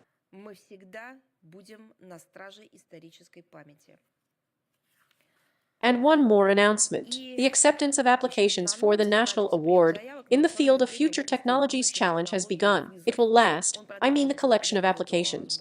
The acceptance of applications will last until the 21st of May this year. For the second time, her international nomination discovery will be awarded. It is awarded to foreign scientists and/or Russian citizens who live and work abroad for an important discovery that influenced the development of world science and technology. Let me remind you that researchers who work in the field of exact natural sciences, including mathematics, physics, chemistry, biomedicine, astronomy, engineering, can apply for the award. The prize fund this year is 60 million rubles and 12 million rubles in each of the 5 nominations. Last year, about 100 applications out of 140 were submitted in the opening nomination.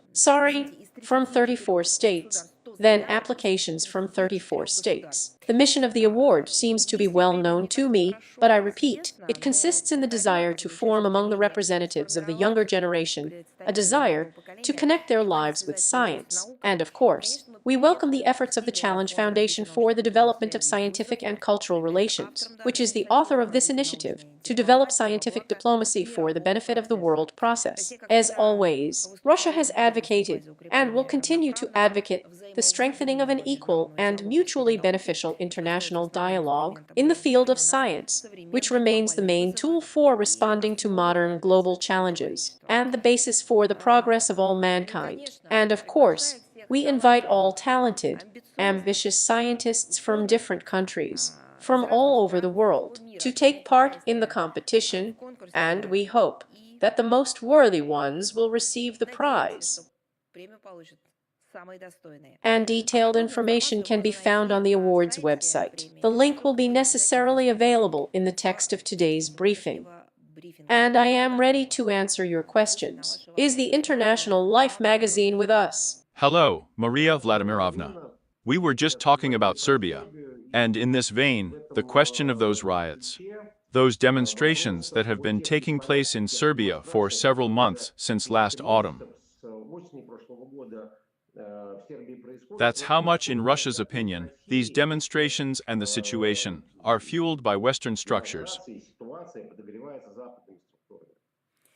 You know, we are really closely following the development of the situation in Serbia. We have repeatedly stressed, and consider it the most correct, to establish an internal dialogue in this country as soon as possible, to find common ground that would allow the state to return to normal functioning. This also implies the resumption of the educational process in universities and schools, the observance of law and order, the return of political representatives to work in parliament and in other structures for the benefit of Serbia and its people, the solution of complex, sensitive issues that affect the fundamental national interests can be found in this very dialogue, in constructive interaction of citizens with the authorities.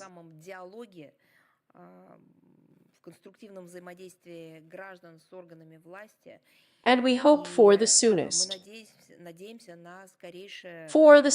normalization of the situation in this friendly country. Thank you very much. One more question. It became known that a number of Western countries began recruiting migrants for the Ukrainian army. They are mostly from Afghanistan and Syria. In your opinion, isn't this a planned action to solve the migration issue in France, Germany, and the UK? But by and large, these mercenaries, let's call them that, are waiting for nothing but death in Ukraine. You know, as for the specifics, this information requires verification. We will definitely take it, so to speak, in order to clarify these data.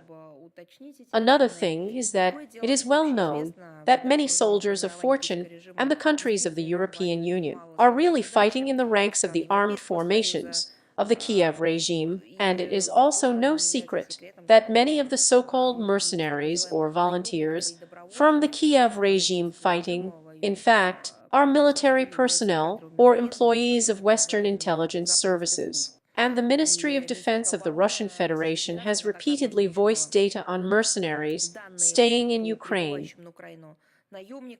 Well, actually, what is obvious is their systematic destruction. Most of them have either been liquidated or have fled. Well, just realizing that these are not computer games and not bravura propaganda of Ukrainian foreign websites, institutions, and that this is a real massacre in which they are being fueled as cannon fodder by the Kiev authorities.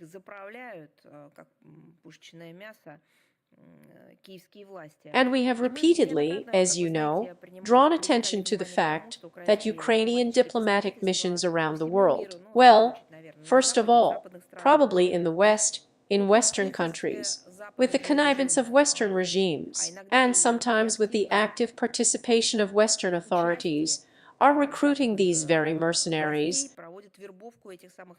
Westerners either turn a blind eye or, as I have already said, simply participate in this. Contrary to the relevant international legal documents, the Vienna Convention, first of all, on diplomatic relations. Moreover, they do it contrary to their own legislation, which explicitly prohibits for example, mercenary activity, or qualifies recruitment and participation in hostilities abroad as a crime. You know, I want to remind you once again of the words of the President of the Russian Federation, which were voiced during a recent visit to the control point of the Kursk group. Here let me quote: "Foreign mercenaries in Ukraine are not subject to the Geneva Convention of 1949 year on the treatment of prisoners of war." End quote.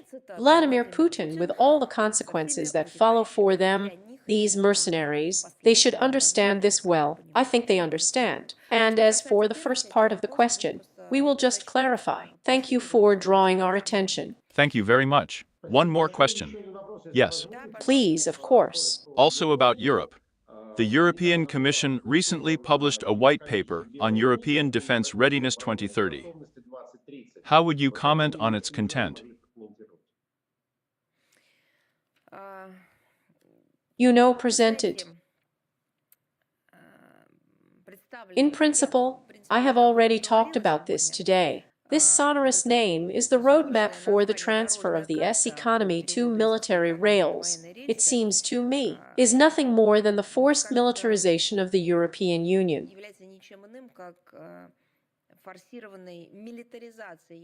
And if we speak again in our own words, then pushing the people of Western Europe, simply to an absolute collapse. No matter how events unfolded, will it just be militarization? Without further aggressive use, it will kill the economies of these countries. Obviously, because this is the economy of a troubled period. This is an economy already in severe crisis. If they are militarizing, or find another verb, they forcibly pump themselves up with weapons in order to use them. But it seems to me that this has not passed. It is obvious and will finish.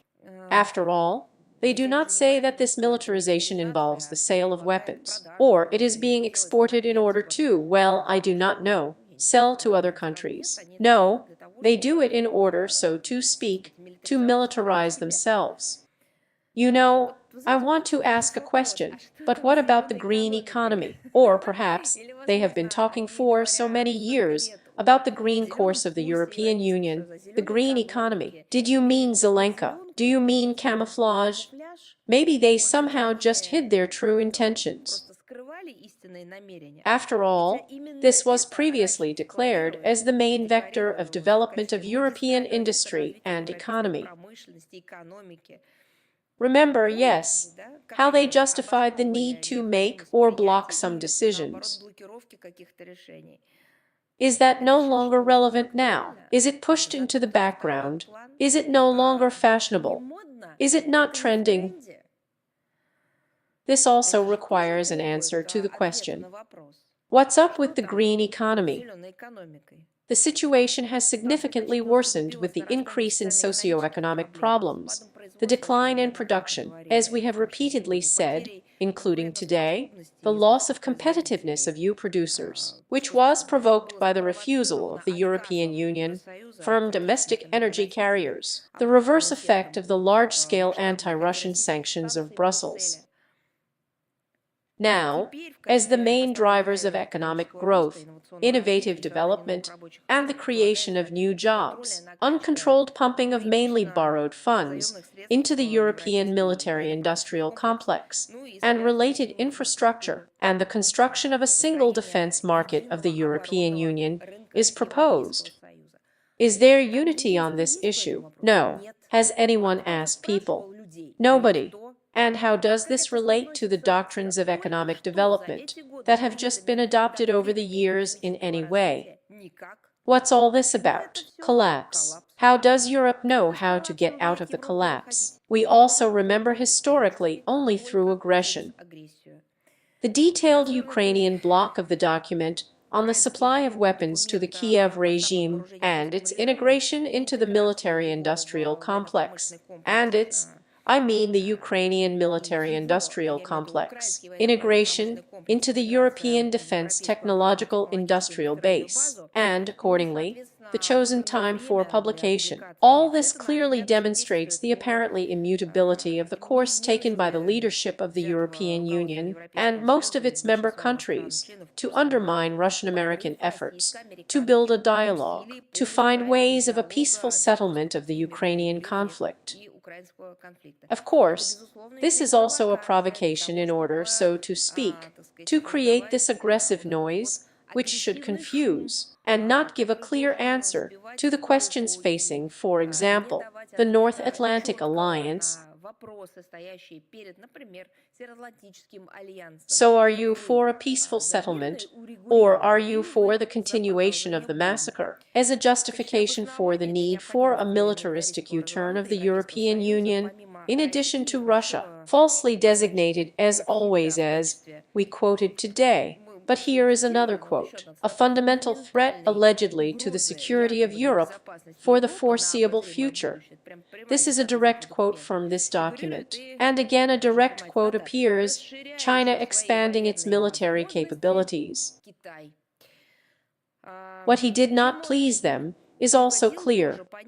Formally, they camouflage this as the fact that China is taking direct herd actions in the East and South China Seas, destabilizing the situation in the Indo-Pacific region. In fact, China is hindering them with its economic growth and industrial production, and, of course, the development of science and technology. Conflicts and instability in Africa and the Middle East are also mentioned. Here, the tasks of ensuring the superiority of the European Union in the global technological race, and its, again, direct quote, fundamental interests in obtaining safe access to critical raw materials are not shy. In other words, if you look at it, the world majority is in the zone of the so-called defense site of the European Union. In other words, this is the same colonial logic when, if it was called metropolises before, today it is a golden billion, or a beautiful garden of paradise there. Here, the ideologists of this approach living in this space are again looking for how either how to rob or how to subordinate the resource base. All this once again confirms the correctness of our diagnosis about the rebirth of the European Union from a once successful and very pragmatic economic integration project, which was also supposed to prevent a new war in Europe, into an aggressive association, the functioning of which is now based not on the principles of freedom, market, equality, especially in democracy, but on strengthening authoritarianism, dictatorship, centralization of power in the hands of supranational institutions at stake. All this is based on the use of force to realize their geopolitical ambitions. The economy is simply thrown into the furnace of these same geopolitical aggressive ambitions. It ceased to function in the European Union for one simple reason, because politics began to kill the basics of the economy. Politics has killed competition. Politics has killed real indicators. Politics has killed supply and demand in its purity. There is only one way out of this for them, as they see it. Again, the bet is on aggression and aggressive philosophy. So let's move on, whether the tape is with us. Ru. Yes, hello. Good afternoon, Maria Vladimirovna. We have two questions today, if time permits. And the first one is like this. I just don't know whose time is yours or mine. I have my time at your disposal in your interests. Thank you. Thank you. On March 18th, during a telephone conversation, Russian President Vladimir Putin and his American counterpart Donald Trump agreed to create expert groups from the Russian and American sides to resolve the conflict in Ukraine. We would like to clarify whether it is already known in what format these groups will work, Who will represent the Russian side? And what will be its powers?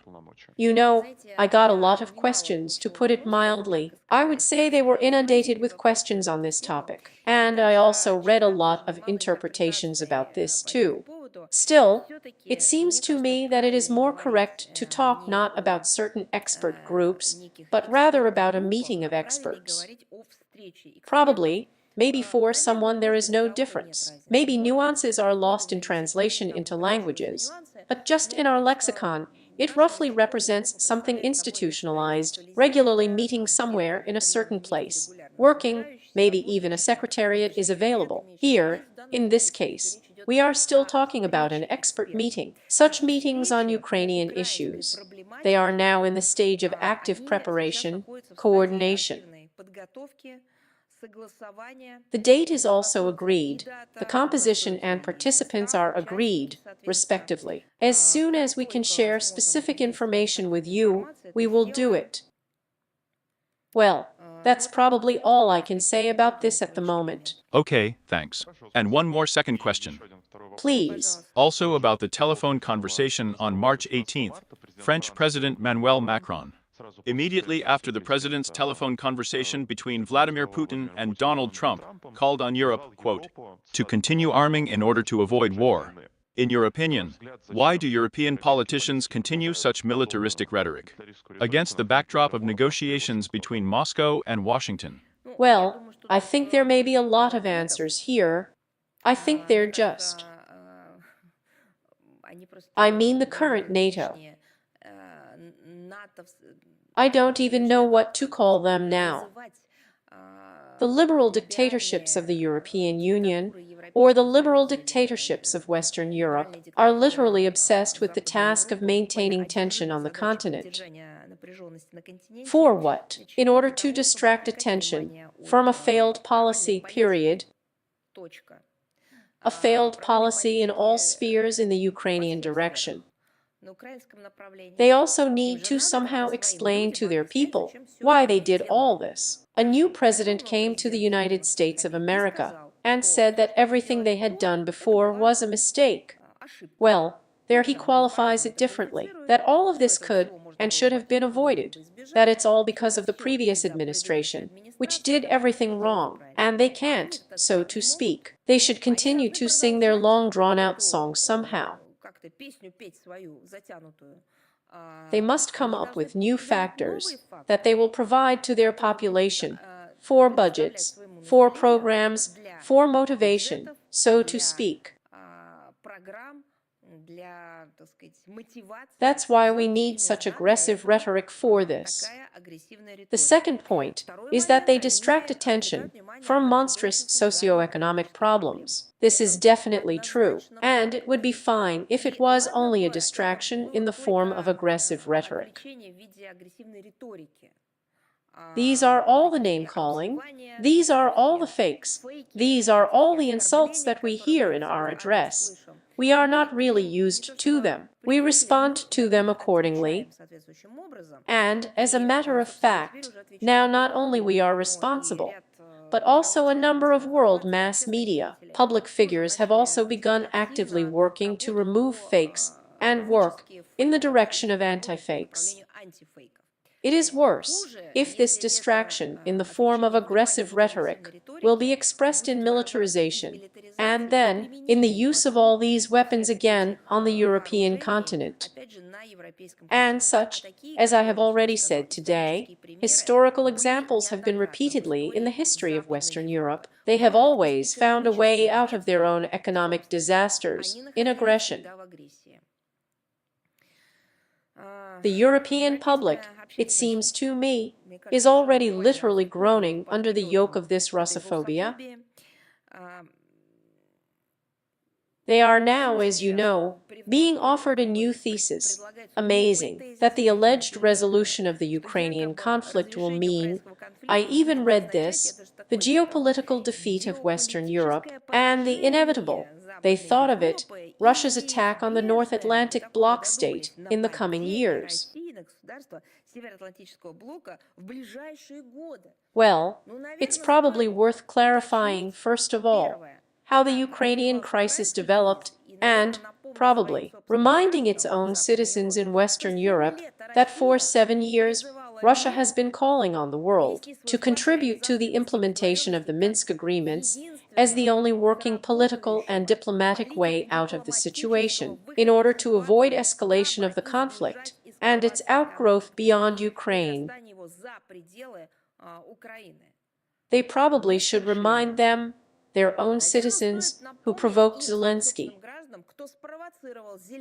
I think by promising him a blitzkrieg and an instant victory, so-called over our country, the return of Crimea. I think that's how they told him, that you just start provoking, so you will remember. And so it would be necessary to remind this regime to its citizens that at the beginning of the 22nd year, January-February, the shelling by the Kiev regime increased significantly, which was pumped up by the same new regimes with weapons of their own territories, which were then theirs. Now they will no longer be. Strikes on civilians, killings of civilians. These were all provocations. Now that they have understood, and when the people of Ukraine hear what they are being told in Washington, that it was all a mistake, only the people of Ukraine understand that the country paid for this mistake at the cost of people and statehood. If you need to come up with something else. Therefore, they are coming up with a pseudo-threat to the country of Russia now in relation to Western Europe, and from here they declare the need to pump themselves with weapons and continue the course of militarization, which we have already talked about today. And, of course, the inertia of Western European political elites, which stubbornly do not notice the ongoing tectonic changes, including in the development of the situation around Ukraine, also affects.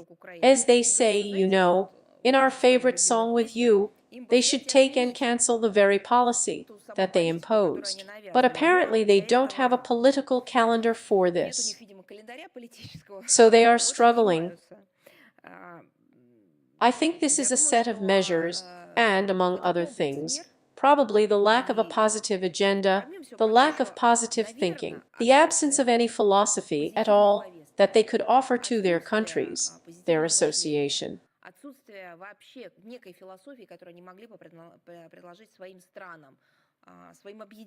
They have no agenda other than Russophobia anymore. Nothing brings them together or unites them.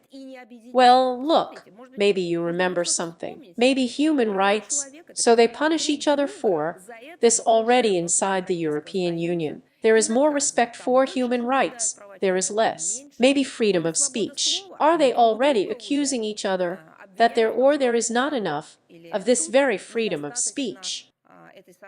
Maybe the economy. No, of course not. Colossal economic problems. When one country of the European Union steals business from another country of the European Union, steals companies, poaches them, blocks investments, what else is left? Attitude to the law? Well, it's funny to talk about it at all. What do they have left of the unification agenda? It seems like there was a green economy. What has it come down to? Towards militarization. Which of these is a unifying agenda for them? Nothing but Russophobia. That's why it's being exploited. If you have everything, go ahead. Liria Novosti is with us. Thank you very much. Thank you. Yes. Hello, Maria Vladimirovna, Christina Luna Rodriguez, RIA Novosti. If I may, we have one question today I would like to ask. Of course, I'll let you that you. Thank you very much. Thank you. To you. You take care of it. We are trying. I would like to ask you to comment on the situation with the desecration of the graves of Soviet soldiers at the Tallinn military cemetery. Not so long ago, 40 gravestones of Soviet servicemen were desecrated again in this cemetery. And this is not the only case over the years. At the same time, he restores the vandalized memorial of the Russian embassy at his own expense.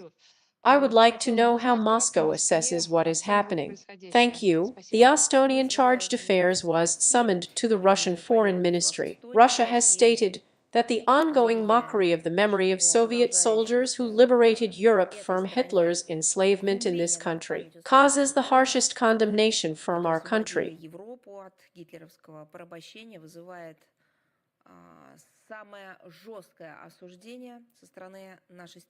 And, of course, it is especially cynical and creepy to see these barbaric attacks and inaction of the authorities on the eve of the 80th anniversary of the Great Victory, when normal countries, when people who know, remember history, and sincerely treat with respect, reverence for the heroes, take care of the graves, when they are restored, bring flowers to them, check, so to speak, whether the same eternal flame is working, whether everything is working properly.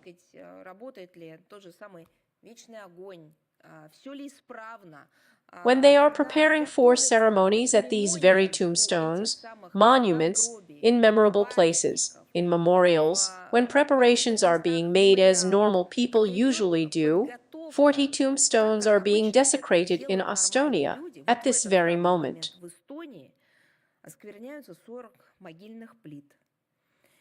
This is a slab of a Soviet serviceman at the Tallinn military cemetery.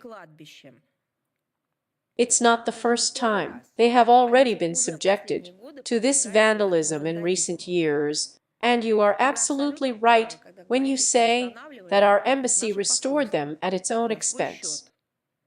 And you know, we looked at whose graves they are. These are the graves of Soviet sailors who died after the war. Not only Russians, there are immigrants from other Union republics. They were engaged in the neutralization of German minefields in Soviet and international waters. The war of up to 2 minesweeper sailors lasted almost 20 years after the German surrender. During the post-war years, 22,635 mines were destroyed in the Gulf of Finland. On the account of Soviet sailors, I mean of this number, 15,000 diffused mines, maybe in Estonia, at least from the point of view of pragmatics. They will understand that these are the people who ensured their safety.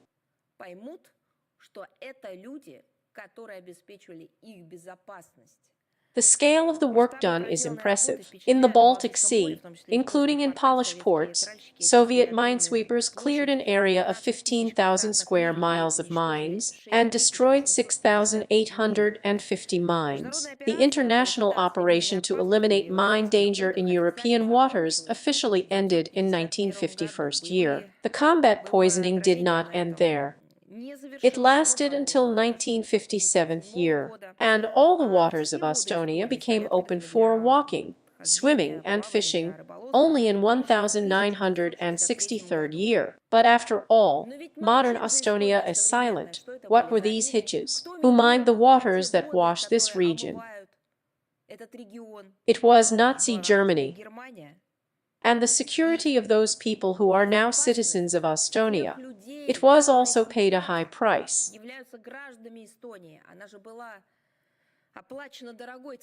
Dozens of our minesweepers were blown up in the operations of the combat troll transfer after the 9th of May, 1945 year. They were dying, they were crippled, they were shell-shocked. These are thousands of sailors. Do you understand? I know that our people understand. But do these just brutal neo-Nazi pack in the West understand this?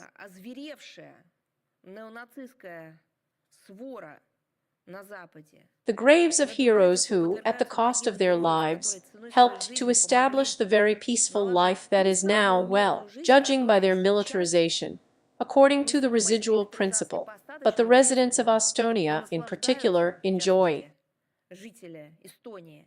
Fishermen, civil navigation and shipping enjoy them.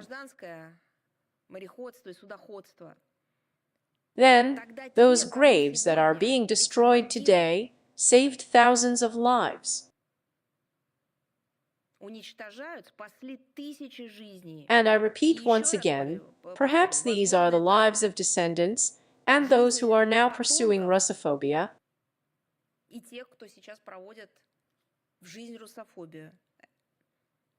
It is obvious that, of course, and if someone says that this is not related to the policy of the official authorities, there are these scum in every country. The family is not without a freak, absolutely, and each country is taking a number of active steps in this case. The first is the condemnation of such actions. The second is an investigation. The third is a set of measures to prevent it. The fourth is punishment. And fifth, and most importantly, the creation of an appropriate atmosphere in which such a thing was perceived as a truly extraordinary incident. In fact, the long-term state policy of the ruling class of Estonia to glorify Nazism, to justify the crimes of the Hitlerite regime, contributes to all this, promotes such barbarism. All this led to the dismantling of about 100 memorials in this Baltic country, as well as the barbaric exhumation of the remains of servicemen who were buried in numerous mass graves. It looks especially defiant that Tallinn cynically ignored the opinion of the world community, which, by the way, is expressed in the annual resolution of the UN General Assembly on combating the glorification of Nazism. After all, this document speaks of serious concern about the ongoing war in some countries against monuments to fighters against Nazism and the warrior of the liberator, which is a direct statue from this document of the UN General Assembly, has acquired the character of state policy. Russia demands from the Estonian authorities, who are so proud of their country's belonging, as they say, to a civilized community, so be kind, conduct a thorough investigation of the crimes at the Tallinn military cemetery, and take immediate measures to bring the perpetrators to justice. That's when you can only claim to be civilized. Only pretend. So, is Radio Saga with us?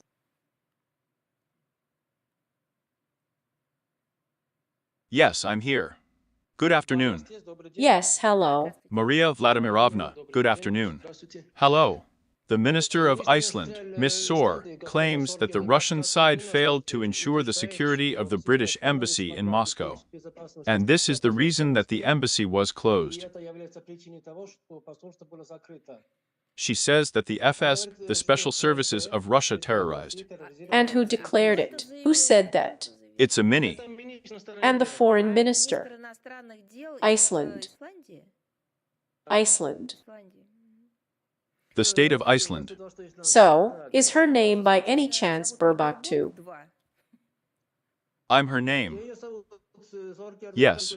Yes, I get it. Let me just remind you of the story. Me. Of course, of course. I just didn't have it. I just killed myself with the initial wording itself. It can't be, but we'll talk about it later. Yes, please ask a question. But this is not the yellow press. This is the Minister of Foreign Affairs of the Republic. Sometimes you know that. She says that the countries of the West. Mission undercover agents entered the employee's apartment, left cigarette butts there, left the windows open in winter. That the meat was put in the employee's refrigerator, while she is a vegetarian, and so on. It is interesting that the former foreign minister madam hid these facts from the public for almost 2 years. She said she was closing the embassy for economic reasons. From an Islamic country, the Russian authorities have sent some notes to the Ministry of Foreign Affairs of the police, the Ministry of Internal Affairs or other bodies, or you have received the Russian side. That is, a notification of a complaint from the Islamic Ministry of Foreign Affairs that is terrorizing the mission. Everything. Is that all? Or do you still have something left from the quotes? Let me tell you the truth. They climbed. Of course, everything is there. The decision of the Icelandic authorities announced in June of the 23rd year to close the embassy of their country Iceland in Moscow from the 1st of August of the 23rd year, as well as the lowering of the level of Russian-Icelandic diplomatic relations to charged affairs, and a significant reduction in the number of the Russian embassy in Reykjavik, respectively. All of this was adopted by the Icelandic government as part of its first special military operation of a hostile confrontational policy towards the Russian Federation. Why did they do it? Because they followed the common anti-Russian line of the collective West. This decision of Reykjavik was aimed at demonstrating Iceland's unconditional loyalty to its NATO allies. And no one thought then, I think in Reykjavik, that this causes irreparable damage to Russian-Icelandic cooperation for the period when they suffer from Russophobia.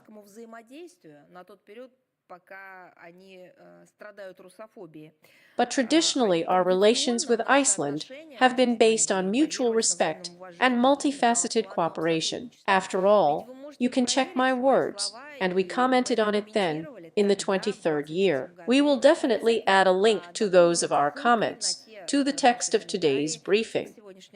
But the statement that the reason for the closure of the Icelandic embassy in Moscow was allegedly security threats with its employee. You know, this is all aimed at distracting attention from the real reasons for this unfriendly step of Reykjavik. Maybe people in Iceland started asking questions, and so they were presented with such a distorted, false answer in order not to tell the truth. Russia has not received any complaints about the presence of any threats or security risks for the Icelandic embassy.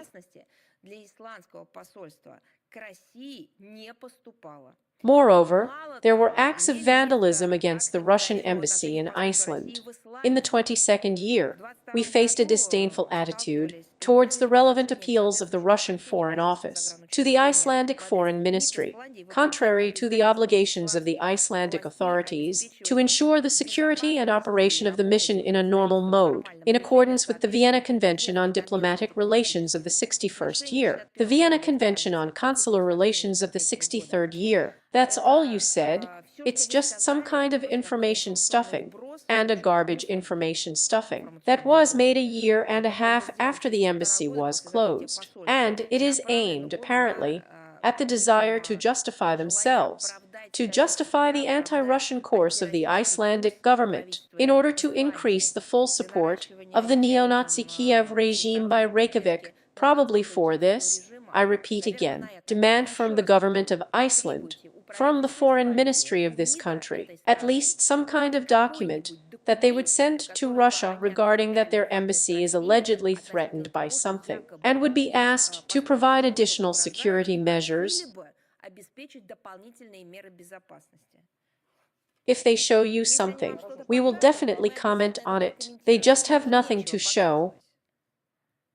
Tell me, Maria Vladimirovna, is there a general accepted practice like this? And this is the first time that the Russian Foreign Ministry has made such serious accusations against you. Well, we've only been accused of anything, so it's definitely not the most, so to speak, monstrous. So there was everything.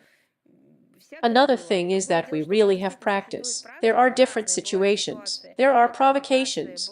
There are hooligan antics against embassies, not even because we are talking about embassies, but because we are talking about vandals who do not care about the embassy in front of him or not. And there are terrorist attacks on the embassy. You know the history, you know that, especially in recent years. What has not happened to diplomatic missions of different countries in different countries? And therefore, the practice has been developed of how a country, through a diplomatic note, through the summoning of an ambassador, through a visit to the Ministry of Foreign Affairs of the host country of the embassy, raises the issue of improving security. Some countries can strengthen the security of their embassies at the expense of their own resources, or send, in agreement with the host country of the embassy, additional security capabilities of the enterprise, or an employee of the relevant private security structures, or hire security companies on the spot. And some simple embassies, not having such an opportunity, ask the host country of the embassy to strengthen security measures.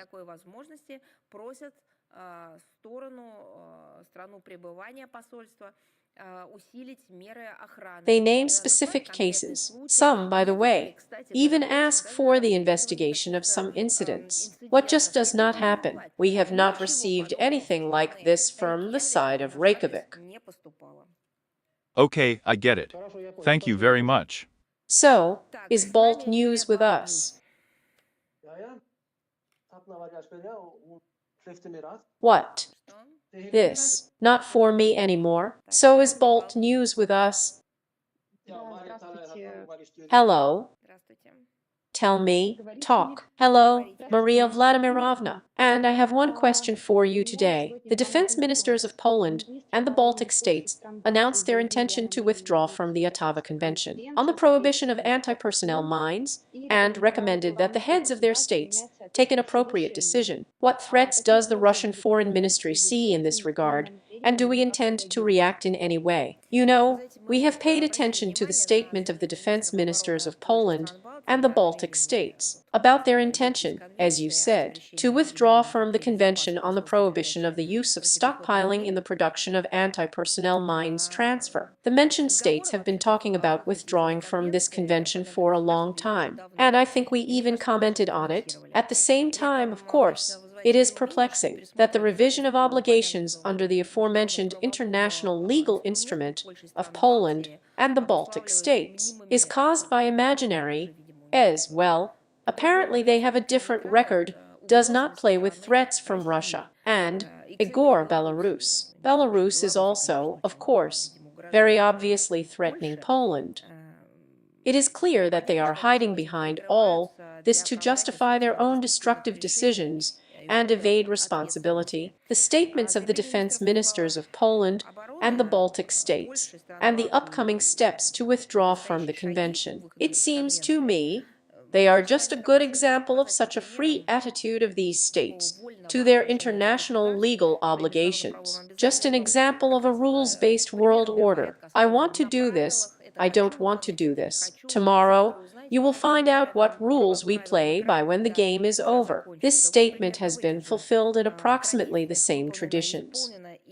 We see how Western countries are ready to renounce their international legal obligations literally at any second, when it pleases them, when it is profitable for them, when it is useful to them. They absolutely do not even bother to look for any weighty or adequate arguments to justify such actions. They just made a statement and left. But in general, all this fits into the general course of the collective West to audit and undermine the international legal system in the field of arms control, disarmament, non-proliferation. We also had steps to withdraw from some agreements, but these were retaliatory steps to destroy these agreements or to withdraw other participants from them. If we took such steps, we always argued for them, holding either specialized conferences or briefings, or giving full-format text explanations with figures, dates, facts, and so on. And moreover, in both the first and the second case, we have always done our best to prevent such a development of events. That is, working proactively to preserve the agreements, only when, I say again, these agreements were destroyed not by us, but by other participants. We announced our own decisions, but the aforementioned statement confirms our assessment of the weakness and unreliability of the convention regime. It does not have the necessary levers of influence on countries that evade the implementation of its provisions. Please, one more example of Ukraine's neglect of its obligation under this international treaty. In accordance with the requirement of the convention, Kiev had to destroy all stocks of anti-personnel mines in the 2010 year, with the exception of the minimum amount required for the development of methods for detecting mines and, accordingly, training specialists. However, as you understand, this was not done. The facts of the use of anti-personnel mines by the Kiev regime against civilian infrastructure facilities are regularly recorded and documented by Russian law enforcement agencies and demonstrated, including by Russian diplomats on international platforms. The violations mentioned have not been properly assessed by the parties to the convention, including during its fifth session of the review conference. She lived in Cambodia from the 25th to the 29th of November last year. The active efforts of Poland and the Baltic states to withdraw from the convention, of course, will lead to further escalation of tensions in Europe, degradation of the situation in the field of regional international security. Of course, we will take reciprocal steps to ensure national defense and security, including military technical ones? Thank you so much for the answer. Thank you. Is the news with us?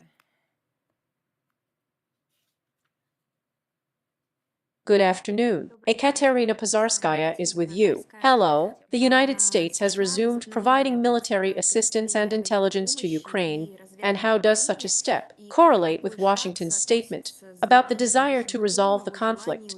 And how does Russia assess this decision in general? As you know, Russia's assessment was given in the message. In the Kremlin's comment on the results of the telephone conversation between the President of the Russian Federation and the President of the United States, which just recently took place, there is a special passage there that says that demilitarization, the cessation of pumping the Kiev regime with weapons and so on, should become the necessary conditions for moving towards peace, the negotiation process.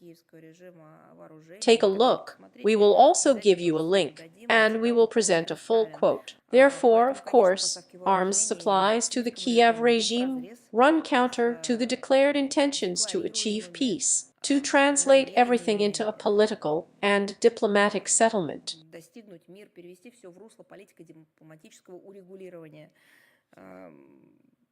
Those who want peace will naturally advocate for an end to the militarization of the terrorist gang.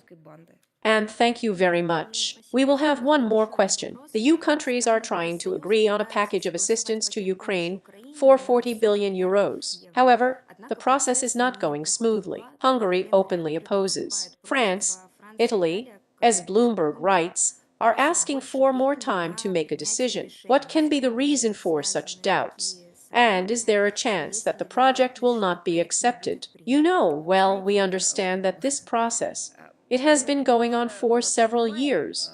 Then they agree on some amounts. Then they do not reach agreements. They turn it all into discussion.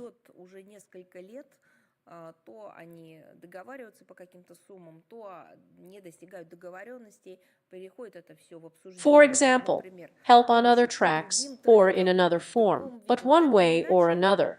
The movement towards collapse by the European Union does not stop.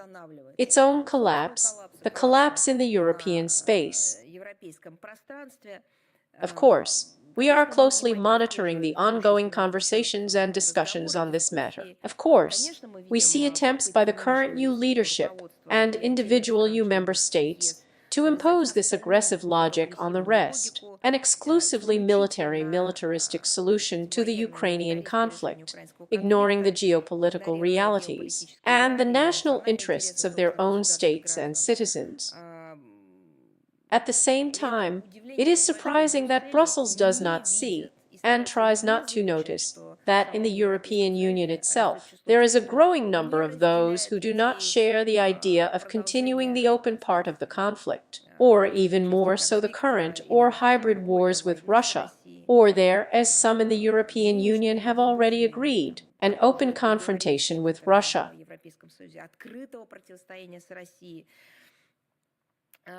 For some reason, the desire of the citizens of the East countries themselves to live in a world of peace and prosperity is not taken into account by their regimes. Moreover, Western European, EU diplomacy has turned, as I said today, into the service of NATO militarism. It simply folded, apparently as unnecessary, the tools of a diplomat and took up aggressive rhetoric.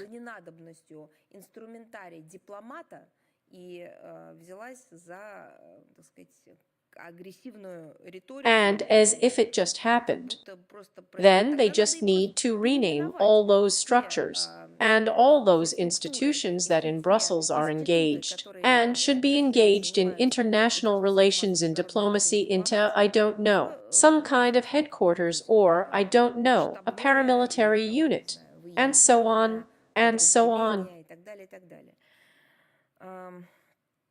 Brussels diplomacy demonstrates a total inability to offer any reasonable strategy for ending the conflict around Ukraine. There has not been a single adequate proposal over the years. Moreover, look at their just really psychological swings. They lived just recently. A few months ago, they accused our country of allegedly allowing itself aggressive rhetoric. Now listen to Macron, listen to these people in Berlin. It's just monstrous. As they themselves say, it's not a weapon, including nuclear weapons.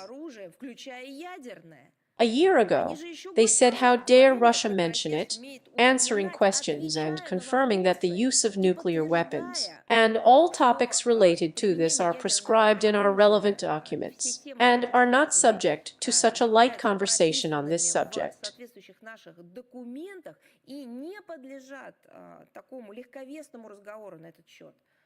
And now Western European politicians are speaking out on these topics. Then they want to open some kind of nuclear umbrellas.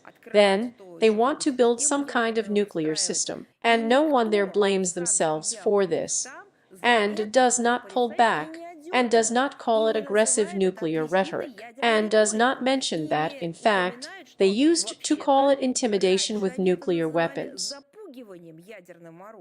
But this is really a psychological swing. This indicates their instability, or stability in deception and manipulation. Therefore, let them solve their own problems themselves, which are only growing. We will, I say again, analyze, monitor, take appropriate steps, measures, actions. But in fact, for European taxpayers, this situation around the next multi-billion-dollar package of military assistance for banks, well, I think, be indicative in terms of the real readiness of the EU to abandon the policy of escalation and search for ways to peacefully resolve the conflict. After all, they were also startled by them. Then everything had to be decided on the battlefield. Then we abruptly submit 100 negotiations. Then they must definitely find places of honor at this negotiating table. And now again militarization, nuclear projects of some kind, and so on. But let the European taxpayers ask themselves, so to speak, whether they need to finance everything or not, and what will happen next, and which thesis or which concept will continue to prevail. Thank you. So is the first information TV channel Belarus with us.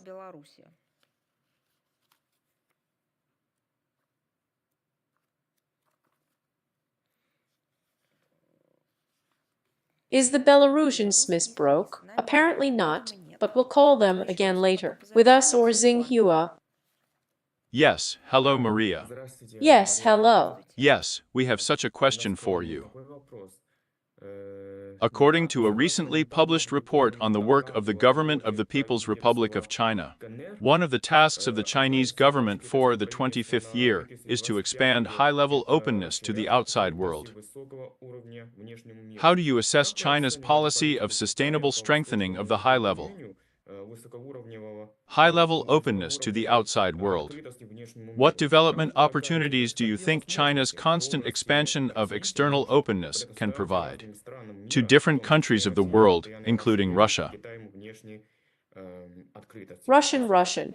First of all, I want to thank you for your excellent command of the Russian language, because I have never heard the performance of a person for whom Russian would not be a native or a second language there, have such a high-level performance of the word. It seems to me that even we would hardly pronounce it as beautifully as you. So thank you very much. You are just demonstrating your knowledge of the Russian language perfectly. Now directly to your question. Of course, we are happy and we are pleased with the impressive successes that friendly China has achieved over the past decades, and we believe that the Chinese government will continue its effective economic course, including, of course, improving the standard of living and welfare of Chinese citizens, increasing the international prestige of the PRC, and deepening openness to the outside world. Everything proves the effectiveness, and everything speaks about the effectiveness of the policy that Beijing is pursuing. It is important for us that the Russian-Chinese relations of comprehensive partnership and strategic cooperation continue to steadily expand and are not only a key factor in ensuring global stability, which is very important, especially in the context of ongoing transformations against the background of unrelenting external sanctions pressure, but also are a significant tool for the socio-economic development of our countries and improving their lives, peoples. In other words, we consider it in aggregate. Despite new challenges, mutually beneficial bilateral cooperation in trade and economic, energy, scientific and technical, transport, and other practical areas is steadily strengthening, and China is our leading trading partner. For the second year in a row, the task set by the heads of state, I mean the heads of Russia and China, to achieve the 200 billion bar of mutual trade turnover is being fulfilled with significant excess. Russia and China have established genuine partnership cooperation on the entire range of topical international and regional issues. It has reached an unprecedented high level and has become an important factor in ensuring not only the national interests of our countries, but also peace and stability on the planet, and, of course, in all global and regional organizations and forums. These are the IONs, the G20 and the SCO, and the BRICS. We act, well, we call it differently. Maybe we go shoulder to shoulder. Maybe we act on the basis of such cooperation and the development of common approaches.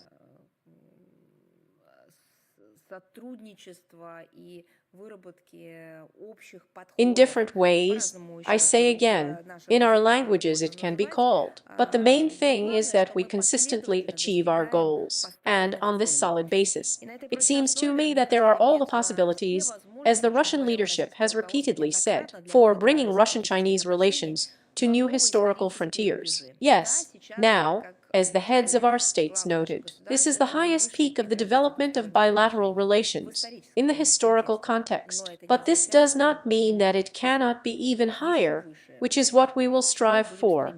Along with efforts to ensure sustainable growth of trade turnover, we are achieving qualitative changes in trade and economic ties by increasing investment cooperation, improving the structure of trade, primarily through cooperation in high-tech areas, and, of course, we firmly intend and are aimed at developing close cooperation with China in various bilateral areas and in the international arena, again, for the benefit of our two countries, for ensuring global regional security, and for the democratization of international relations, for the establishment of a more equitable economic order. Well, this is your global question. I think that both the President of Russia and the Minister of Foreign Affairs have repeatedly answered it. So I briefly just listed the main directions. Thank you very much. Is the Media Corporation of China with us? Yes. Good afternoon, Maria Vladimirovna. We have two questions today, following the recent conversation between Vladimir Putin and Donald Trump. In particular, according to its results, both sides published the achieved results, and some journalists drew attention to some discrepancies in the wording. For example, according to the Kremlin, I will interrupt you right away. Forgive me, so that you do not list these discrepancies, disagreements. First of all, it seems to me that you will not find a single case when, following telephone conversations or negotiations, two sovereign countries would give identical comments. There is always something more important for each country, something less. This is the first one. Secondly, the second thing I would like to mention. Indeed, there may be different nuances, but there are no contradictions there. This is the most important thing. It is always a problem if the parties comment on the contacts that have taken place in the opposite way or in contradiction. There are no such contradictions. The third point, well, listen, compared to how it has been in recent years, I think the result is not bad. I think you have also appreciated it, but we will work more. Thank you. That is, as far as I understand. There was no point in looking for any subtext in this. You can just take up this topic at your leisure, or you can even try to turn it into a scientific work. So try to find identical comments. When it comes to identical comments, then it is called a joint statement. This also happens. For example, The parties issued a joint statement following some kind of contact, negotiations, or meeting. Yes, it can be, and there is such a thing. But when the parties give their individual comments in a national capacity, there can be no 100% coincidences in principle. The main thing is that there are no contradictions. Thank you. And this question had a second true part. With your permission, I will ask, is it already known what issues will be discussed at the upcoming talks between Russia and the United States, which, judging by the latest reports, are due to take place on Monday? We are talking about the Ukrainian agenda, the situation around the Ukrainian crisis. In more detail, I think we will inform you later. Thank you. And we still have one more question, with your permission. The Kremlin's statement following the conversation between Donald Trump and Vladimir Putin notes the mutual interest in normalizing bilateral relations in several areas at once, in particular in the economy, in the energy sector, against the background of the still existing Western sanctions against Russia. Which specific areas can, in your opinion, become the first points of contact for the so-called breakthrough, and with which, in this regard, the initiatives of mutually beneficial cooperation proposed by the parties may face key obstacles in practice? You know, I would not take on any large-scale words like breakthrough in this case, but there are already concrete examples of such interaction. In other words, you are asking the spheres. I can already give you an example of where this has come to pass. Here, for example, is the joint work of the Russian and US delegations at the United Nations to draft relevant resolutions of the UN General Assembly and the UN Security Council. Please give you an example. Thank you very much. Thank you. Let's move on with us, Lee Writer. Maria Vladimirovna, good afternoon. Hello. There is nothing left of our first question, thanks to your efforts and the efforts of Yuri Viktorovich Ushakov. He was referring to the talks planned for Monday between Russia and the United States, but nevertheless there are two more, and both of them concern Syria. Accordingly, the first question. Today, Putin sent a letter to the current Syrian leadership with an offer of help and support. But despite the ongoing contacts between the Russian and Syrian authorities, according to Russia, is there a risk of Syria turning into a new Iran, oh my God, into a new Iraq or Libya, where various territories of the country are controlled by various warring factions?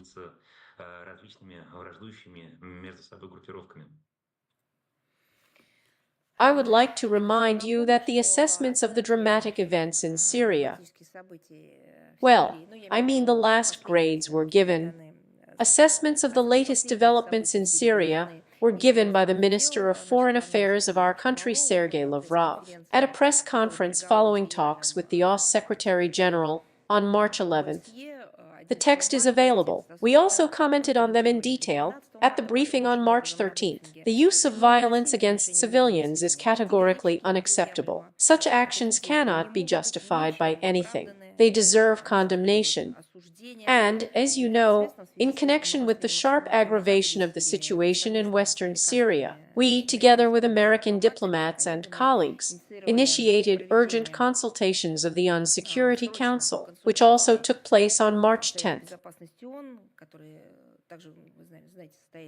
As a result of the work carried out, a statement was adopted by the chairman of the Council condemning the escalation of violence in Syria, including the mass killings of civilians, the necessity of conducting an independent investigation, and ensuring the protection of all Syrians, regardless of their ethnic or religious affiliation, is emphasized. The future of this country will largely depend on how successfully the Syrian authorities cope with these challenges.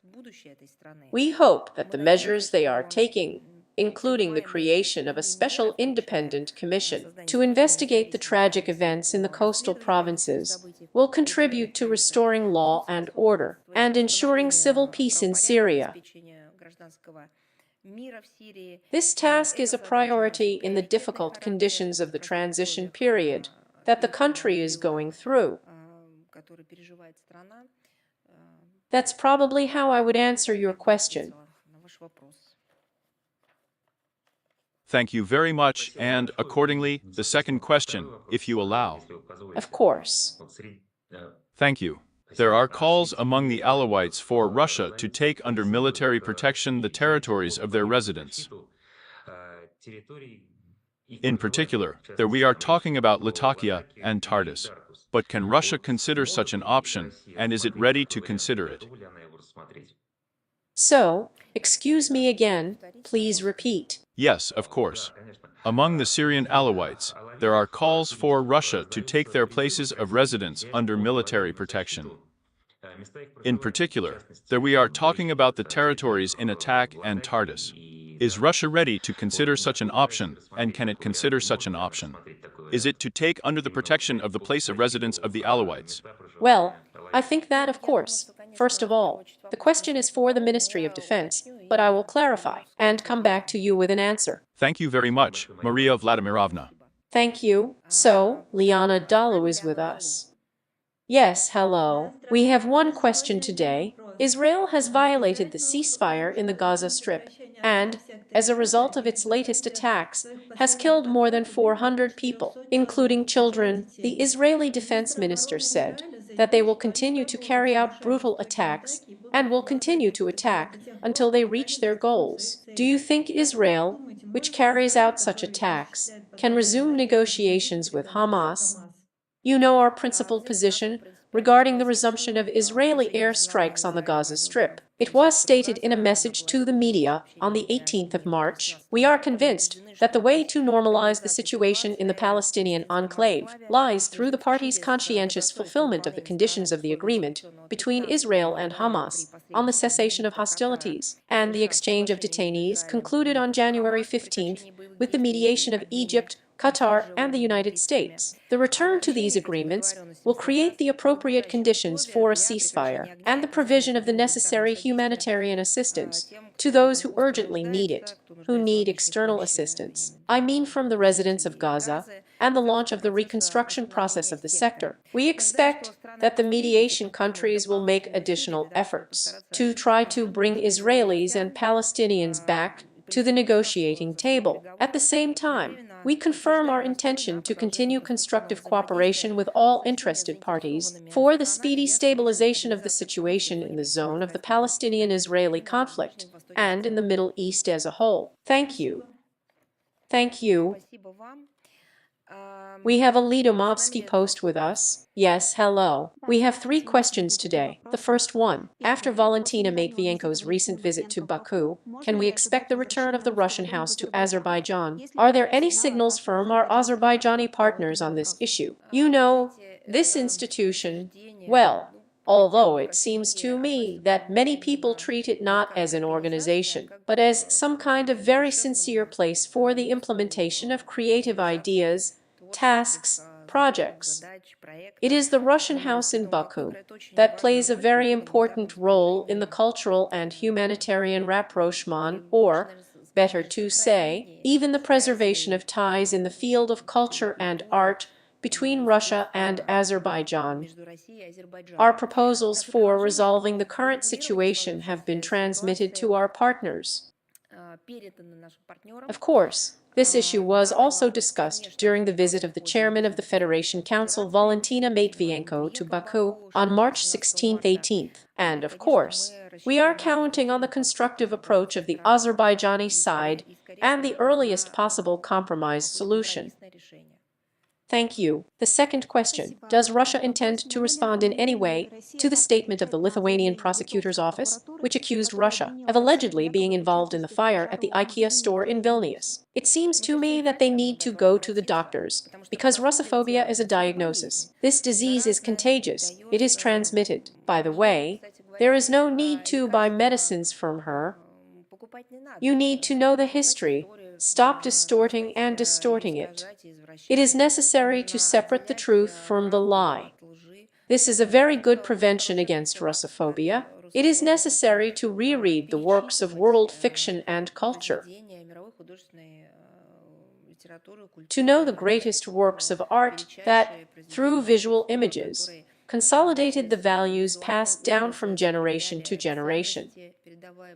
It is necessary not to abolish culture, but to develop it and, most importantly, to know it. Then, there will be no Russophobia or other nationalist phobias, which clearly affect those who invented similar myths in Vilnius.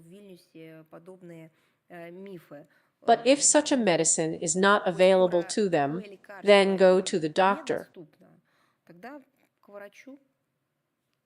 Thank you. And the last question. The Russian Foreign Ministry canceled the recommendation. Maybe I'm sorry. Maybe I made a mistake. It seems to me that we also had a fire exactly.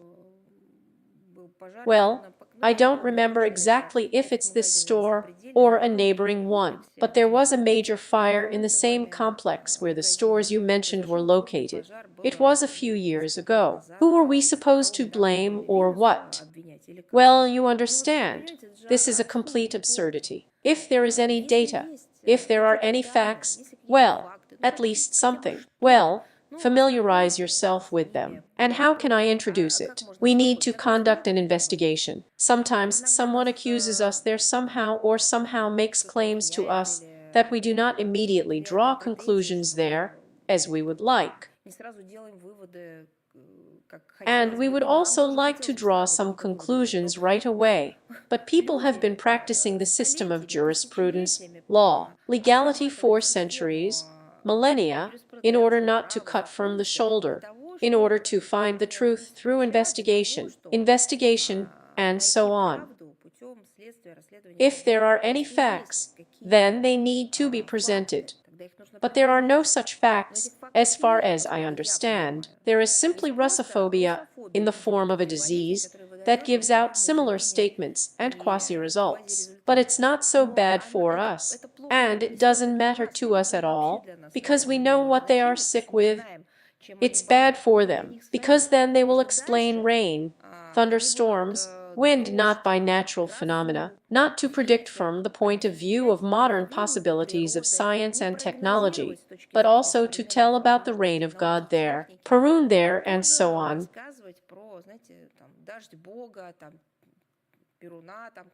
Well, that is, they will come to the stage of such idolatry, because that is exactly where the road leads. If everything is commented on and explained from the point of view of phobias associated with one party, with one people, it is not only a violation of human rights, it is not only illegal from the point of view of modern law and its own legislation. This is also falling into some kind of times that humanity seems to have lived through and entered a new stage of development.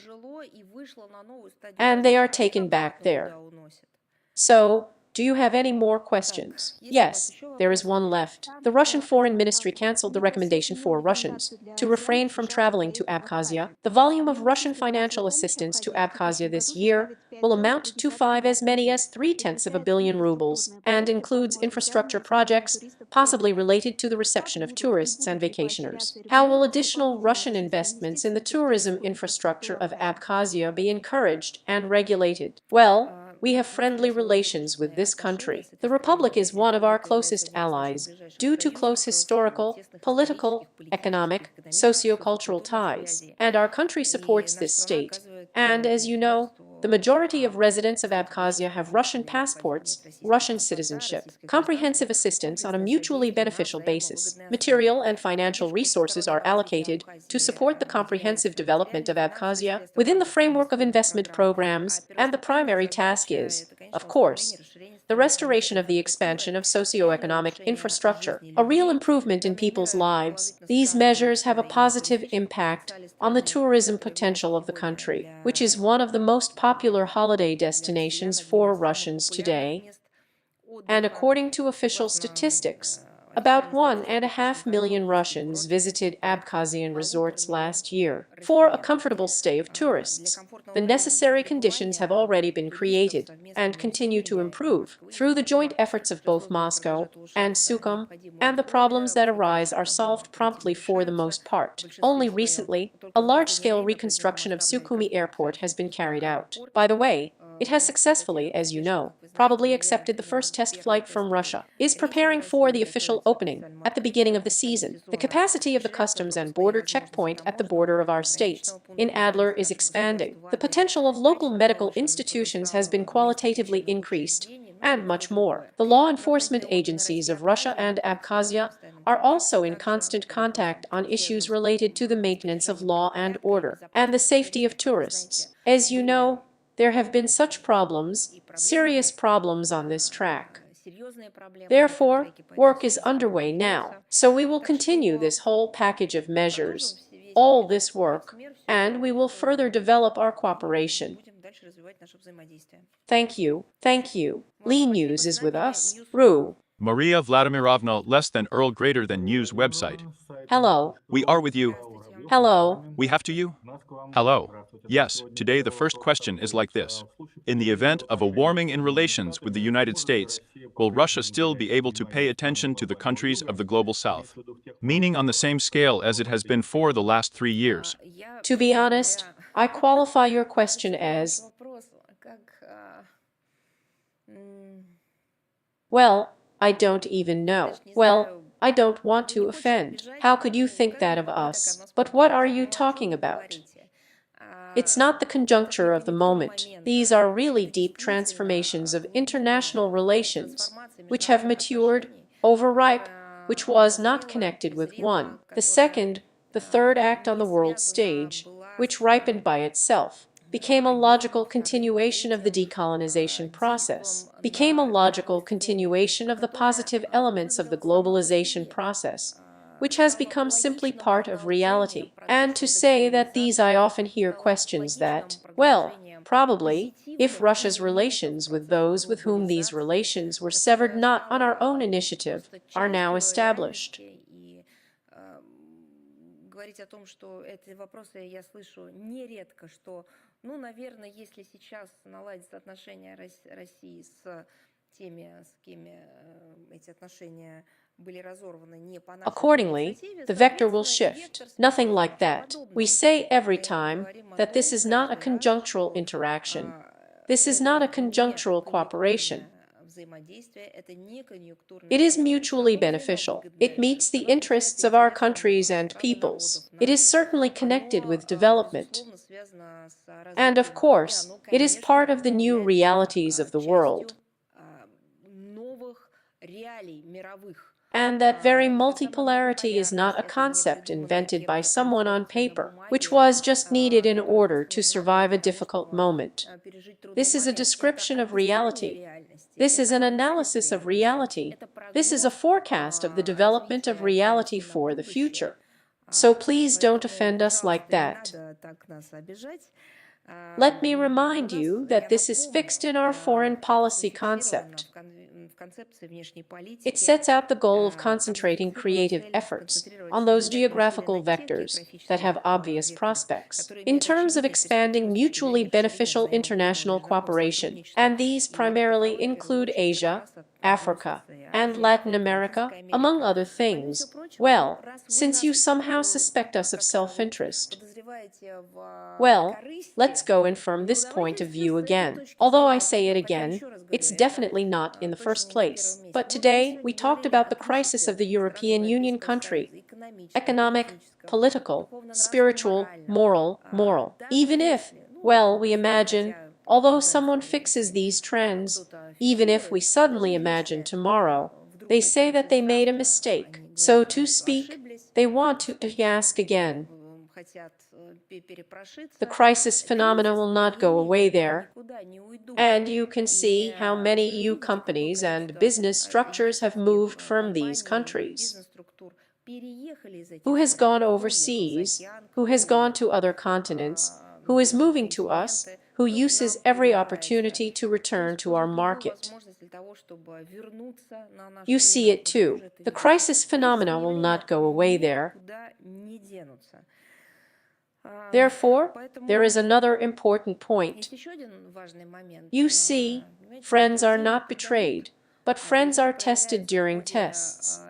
And those who have lived with us for these years, these difficult periods, and who have not betrayed us can count on our friendship to really strengthen and really harden.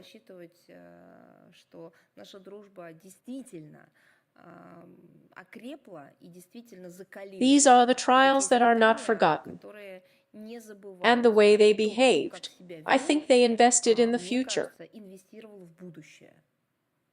I see, thank you. I had no idea.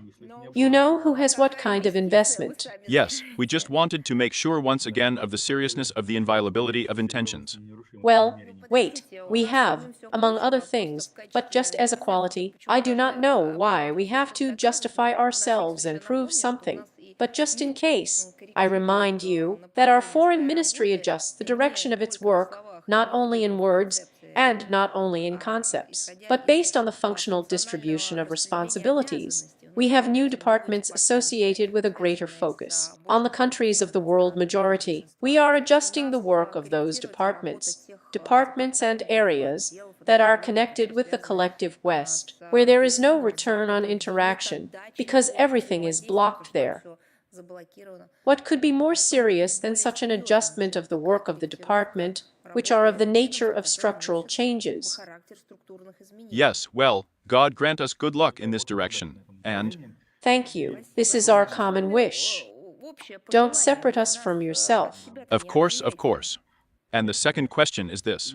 Will the Foreign Ministry comment on the results of the visit to Baku by the delegation of the Russian parliament? Here are the recent ones led by Valentina Matvienko. We talked about this at school today, but I would like to clarify to what extent this visit contributed to the improvement of relations between Azerbaijan and Russia. It seems to me that this trip was covered very widely in the Russian media, in Azerbaijani, and in the world as a whole. We are talking about the visit of the chairman of the Federation Council, Valentina Ivanovna Matvienko, to Baku on the 16th-17th of March. The program was very intense. She was also received by the president of Azerbaijan, held meetings with the first vice president, with the chairman of the Milli Majlis, took part in the opening of the 22nd meeting of the Bilateral Commission on Interparliamentary Cooperation, and the results were highly appreciated by both the Russian and Azerbaijani sides. Well, thank you. Well, the last question for you today is this. According to the documentation, which was studied by the TV channel Rush today, the United States intends to transfer literally hundreds of units of various equipment and vehicles. Equipment from its bases in Germany to landfills in Armenia. This transfer is planned for the 16th of July through the Georgian port of Poti. And now we are interested in such a moment whether this threatens the appearance of us equipment and special equipment to our military bases in Armenia, in the region, well, the secrecy regime and so on. As you know, we have seen these publications and promptly requested Armenian colleagues. In a preliminary plan, we were informed that there were no such official requests from Washington. But still, if this information is confirmed, I do not consider it necessary to make any hypothetical guesses now, but suddenly, if it is confirmed, it will, of course, become a destabilizing factor for the stability of security in the South Caucasus, and, of course, an attempt to transfer to the region the confrontational schemes that were worked out with the collective West in the Euro-Atlantic already to this region. For our part, we continue to proceed from the fact that the current problems of the South Caucasus countries should be solved in the circle of the regionals themselves. For interesting details, it is probably better to contact our Ministry of Defense. Maybe they have more information, but we will certainly keep an eye on this topic. Thank you very much for the answers. Thank you. Is the Russian vector of strategic purpose with us? Yes, yes. Hello, Maria Vladimirovna. Hello. We have one question today. It is known that the USA is an empire of lies, and again, their words differ from their deeds. Trump says he wants peace, but does the exact opposite. The 11th of March was the most massive attack of drones of the unipolar world on Russia. On the 17th of March, Miroshnik, the ambassador at large of the Ministry of Foreign Affairs, showed with facts that in terms of the number of dead and injured civilians, the past week was the bloodiest since the beginning of the year. But it is known that without the American Starlink, the mask is powerless, as the Foreign Ministry will comment. It is obvious that this is Trump's lie about the intention of the United States to end the war with Russia. Well, we have been commenting on this topic for 3 hours today, and we say that, of course, if there are true, sincere aspirations for peace, then the first thing, of course, is a change of rhetoric. This is very important. It needs to be fixed. Secondly, the rhetoric that has changed should be supported by changes in affairs. And those who talk about peace should understand that the supply of weapons not to a full-fledged state with legitimate steps, actions, but to a terrorist regime only makes peace more distant. Moreover, not only regional, but also create prerequisites for the spread of these weapons, which has been happening all these years. At other points of world conflicts, the penetration of these weapons to terrorist groups and extremists other than the Kiev regime, which is also already happening. We talk about it all the time. We just understand that you somehow formulate it that way too. It seems to me, well, you probably as a publication, anything is appropriate. But it seems to me that we still need two separate realism, and we evaluate what is happening exclusively from these positions, from the position of a real attitude to affairs. And this primarily concerns the American track, from conclusions of such a nature as you make. Therefore, where there is an obvious lie, in my opinion, we do not hesitate to express ourselves, and you know it. Where diplomacy has something to do, it probably needs to be given a chance to realize all the possibilities. Because thank you very much. Good luck. Thank you very much. Let's move on. Is the messenger of the Caucasus with us? Yes, good afternoon, Maria Vladimirovna. We have one question today. How Russia assesses the decision of Ilham Aliyev and Nikol Pashinyan to participate in the celebrations in honor of the 80th anniversary of the Great Victory in Moscow on May 9th. Oh, we only welcome it. We are waiting for it. We are also waiting for the leadership of Azerbaijan and Armenia. And of course, we are always glad to see the leaders of the countries who have received an invitation and confirmed their participation. We are conducting large-scale preparatory work in all directions. Our entire state is involved in the worthy celebration of this most important unifying date. We remember the contribution of each of the peoples of the multinational Soviet Union, their significant roles in the common victory over German Nazism and Japanese militarism. As for Armenia and Azerbaijan, there are hundreds of thousands of representatives of both peoples. Let's not delve into any more big aspects of the national composition. Let's say in general, the peoples of Azerbaijan and Armenia took part on a large scale, heroically took part in all significant operations of the Great Patriotic War. About half of them did not return from the front. More than 100 representatives of each, well, then republics, now states, have become heroes of the Soviet Union. The oil workers of Azerbaijan worked. As you know, they supplied the lion's share of oil and petroleum products to the front. Armenia produced more than 300 types of products necessary for the front. The most important thing is that they keep their memory as sincerely and carefully as we do about those events, about veterans. They do not rewrite history, but on the contrary do everything to preserve it, to pass it on to future generations. And future generations are brought up in appropriate respect for the heroic feat of soldiers.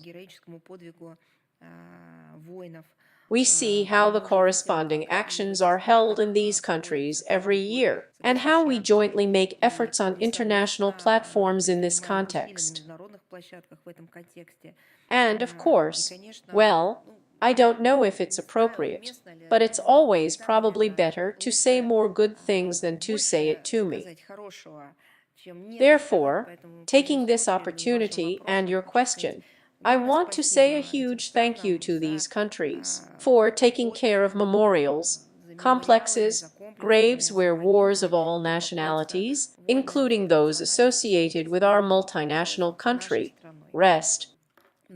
Yes, thank you. Liverick is with us. Good afternoon, Maria Vladimirovna. Hello.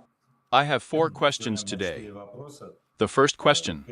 The other day, the Russian Foreign Ministry welcomed the agreement of Armenia and Azerbaijan on the text of the peace agreement, but I would like to know your opinion about the fact that Azerbaijan, although it has agreed on a draft peace treaty, now refuses to actually sign it and puts forward some new preconditions for Armenia to sign a peace treaty.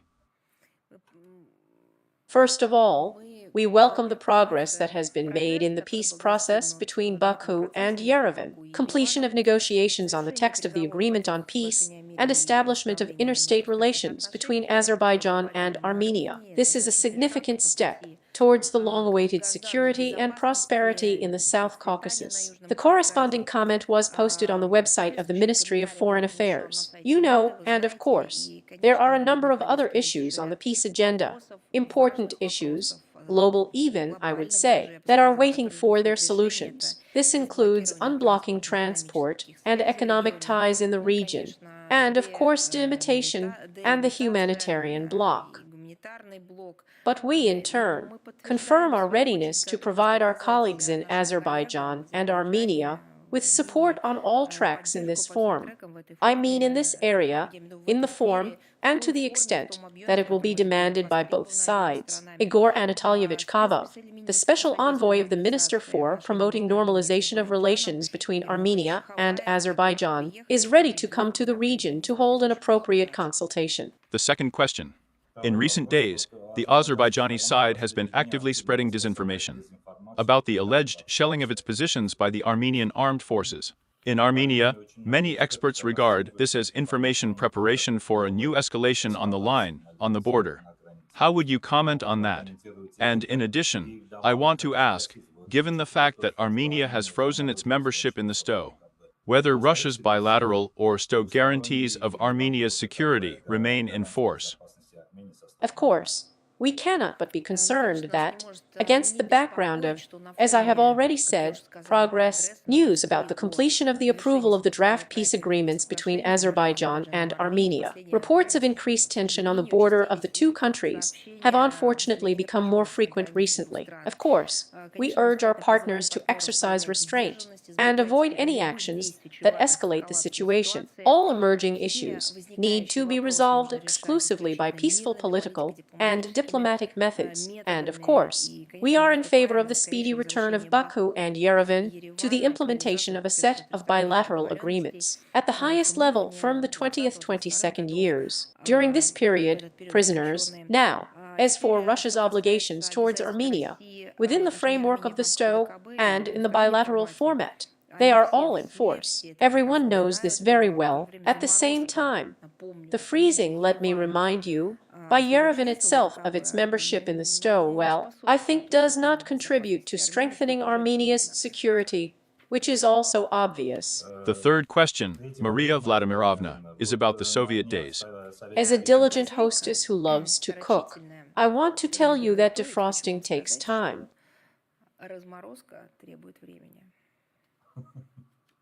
The US President's National Security Advisor Mike Waltz recently called on Azerbaijan to release the Armenian prisoners. All Armenian prisoners who are currently being tried in Baku for gross violations of human rights. And now, taking into account the active dialogue that has begun between Moscow and Washington on the issue of Ukraine and Syria, can Russia and the United States jointly demand or ask Azerbaijan to release the Armenian prisoners there, especially considering that the former leadership of the fatherland was known for its good relations, very positive relations? You have a lot of topics stuffed into the question again. Let's figure it out. First, we have recorded Baku's negative reaction to the relevant statements. The second is our position. We have repeatedly talked about the need to resolve all the humanitarian issues that have accumulated during the conflict. I mean the Armenian-Azerbaijani conflict, within the framework of the processes of normalization of relations between the two countries, as stipulated by the relevant trilateral agreements, which I have already mentioned today. And we confirm our commitment to this agreement. We are ready to provide our colleagues, partners, and friends with the necessary assistance. And the last question, Maria Vladimirovna. Here is to continue the topic of cooperation between Russia and the United States and in the UN Security Council, on the issue of the massacre of Alawite Christians in Syria, and on the resolution in the General Assembly in the Council on Ukraine. I would like to know if, against this background, it is possible to resume cooperation within the Minsk group. Why am I asking? Because the other day, a few days ago, in my opinion, on the 4th or 5th of March, another round of international discussions on security and stability in Transcaucasia took place in Geneva with the participation of representatives of Russia, the United States, and the EU. And if Russia is already discussing issues in Georgia, Abkhazia, South Ossetia together with a representative of the United States and the EU, is it possible to discuss the Armenian-Azerbaijani relations and the rights of Armenians within the Minsk group? Again, you have a few questions. Let's at least choose one of them. Is it possible to resume the work of the Minsk group? No. I'll remind you of the background. And, by the way, I don't see any connection between the activation, or let's call it that, the restoration of contacts between Russia and the United States, and the topic of the Minsk group. Our position on the Minsk group remains unchanged. You remember that it was the American and French co-chairs of the group who simply stopped their work in it, did not stop interacting with their Russian counterpart in February of the 22nd year.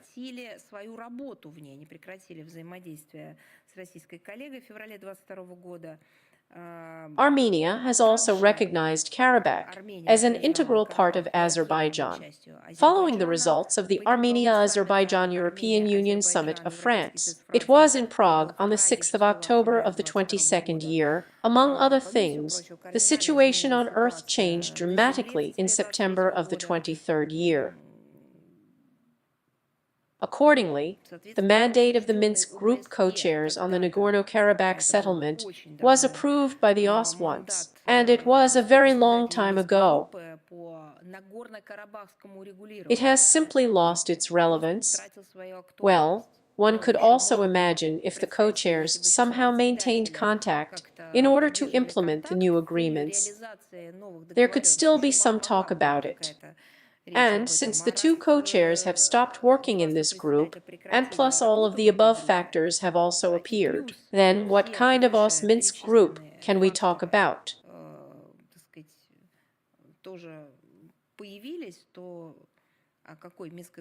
All the structures of this vary.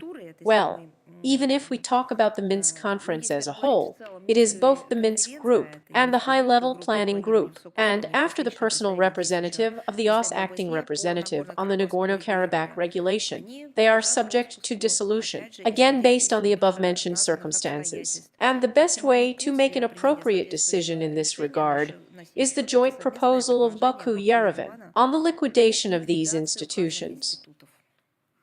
Thank you. Thank you. Is Greater Asia with us?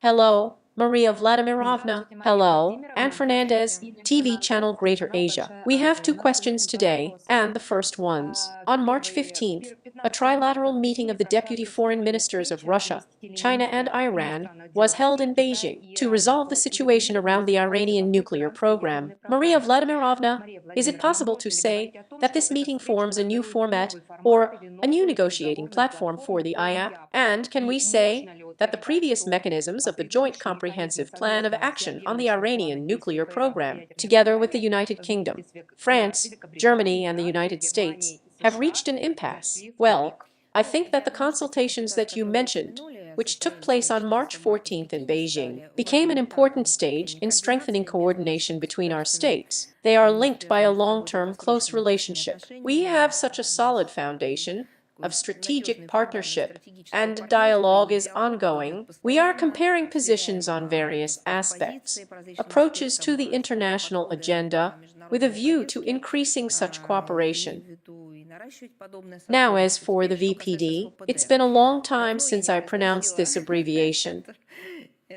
Our countries are united in their assessments of the current state of affairs. Of course, there are also root causes that prevented the implementation of this agreement, the most important agreement, but the escalation of tension over the Iranian nuclear program is evidence of the opportunistic discriminatory policy on the part of the United States, and not only the United States, but also the Europeans, who openly violated UN-Security Council Resolution 2231. What do we see as the prospect of an intensive search for sustainable negotiated solutions that would allow for a certain détente, avert unfounded suspicions, attacks on Tehran, while defending its legitimate right to develop a peaceful atom, taking into account its repeatedly confirmed obligations under the DAYS and the Comprehensive Safeguards Agreement with the IAEA, backed up accordingly by Iran's national policy, according to which the possession of nuclear weapons is a violation of the laws of Islam, as they have repeatedly said.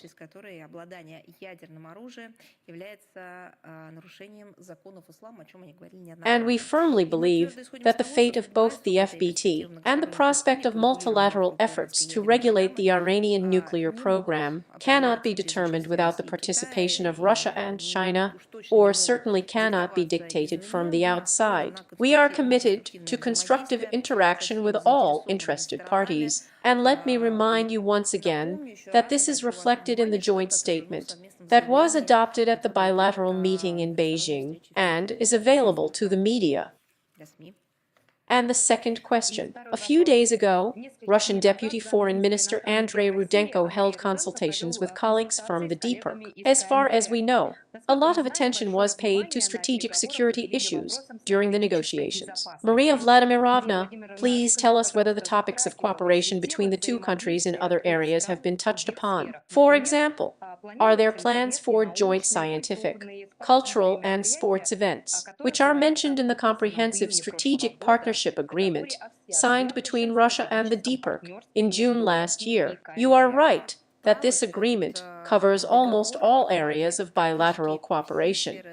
Issues related to interaction in the practical sectors of economics, trade, culture, science, sports, education. They are being discussed within the framework of the Intergovernmental Commission on Trade, Economic, Scientific and Technical Cooperation. Currently, the Korean interdepartmental government delegation headed by the Minister of Foreign Economic Affairs of the DPRK, the chairman of the Korean part of the Intergovernmental Commission, are in Moscow. They are in Moscow on a visit, timed to coincide with the 76th anniversary of the conclusion of the Agreement on Economic and Cultural Cooperation between the governments of our countries. And it is expected that during the negotiations with the chairman of the Russian part of the Intergovernmental Commission, Minister of Natural Resources and Ecology of the Russian Federation Kozlov, the parties will discuss in detail the ways of further development of bilateral cooperation in all the areas mentioned by you and contained in the agreement. Thank you very much. Thank you. Is the Tavria TV and radio company with us? Hello, yes.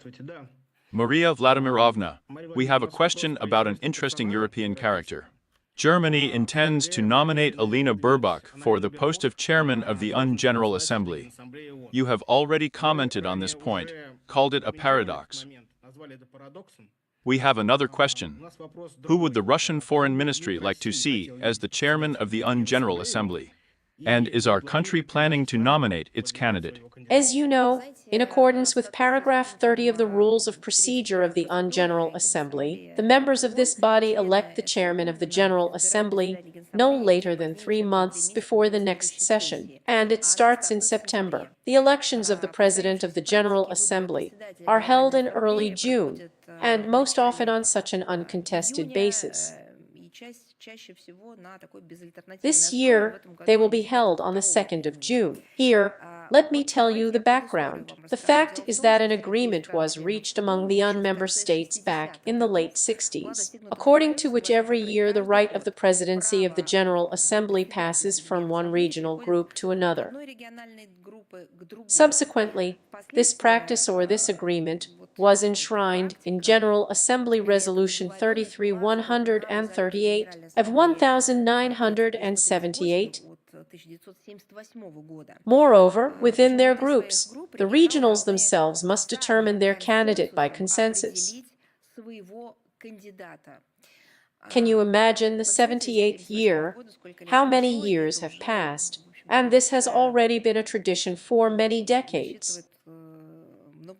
At the next 80th session of the General Assembly, it will be the turn of the group of Western European and other states, and according to the available information, the Westerners decided to present the candidacy of Burbak, who is leaving the post of foreign minister. It is quite obvious that she is also known for her own.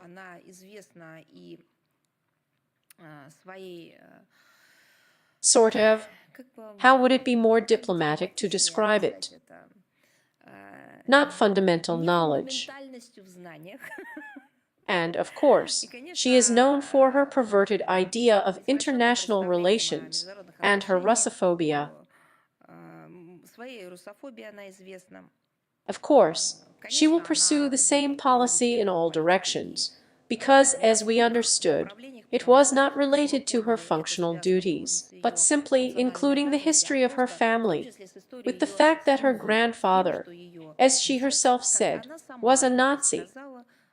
Not just a Nazi with some kind of party badge, but actively fighting, as she herself said. So to speak, with those who fought against fascism and Nazism. And not only that, well, everything happens in life, and we cannot correct the past of our families, but we can give it an appropriate assessment, or an assessment of repentance, as millions of Germans gave for the crimes committed by their fathers, grandfathers, and so on. Or start rewriting stories and distorting, and simply canceling the decision of the Nuremberg Tribunal to declare that they are proud of their deeds.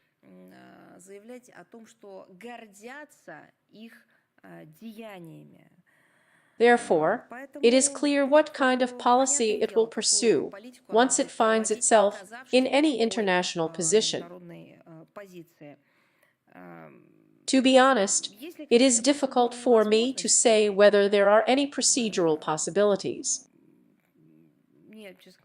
I don't know if there are any opportunities to influence the relevant decision, or rather our colleagues and specialists. As for the candidate from Russia, according to tradition again, the agreements that have remained unshakable for 80 years now, representatives of the 5 permanent members of the Security Council cannot apply for the post of President of the General Assembly. There is just such a tradition. Of course, in our country has a principled position on how the chairman should be, how he should behave, how he should be the chairman of one of the main UN bodies, the General Assembly.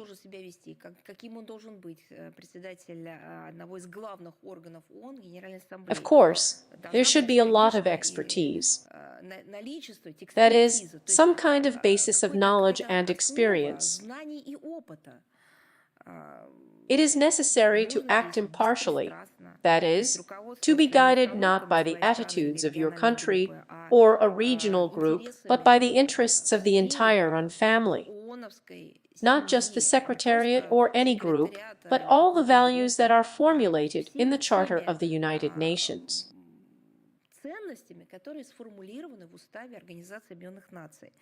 despite the fact that the President of the General Assembly is not a representative of the Secretary General. We proceed from the fact that de facto Article 100 of the Charter of the Organization also applies to this position, which prescribes to adhere to an equidistant position and not to receive instructions from any governments, but in general, of course. Here you can imagine it in the year of the 80th anniversary of the victory. What motivates Westerners? And then a quote, and the words of Russian Foreign Minister Sergei Lavrov come to mind, who said about Westerners, directly about Western European countries and regimes, first of all, regimes do not know what they believe in, as if only in Satan.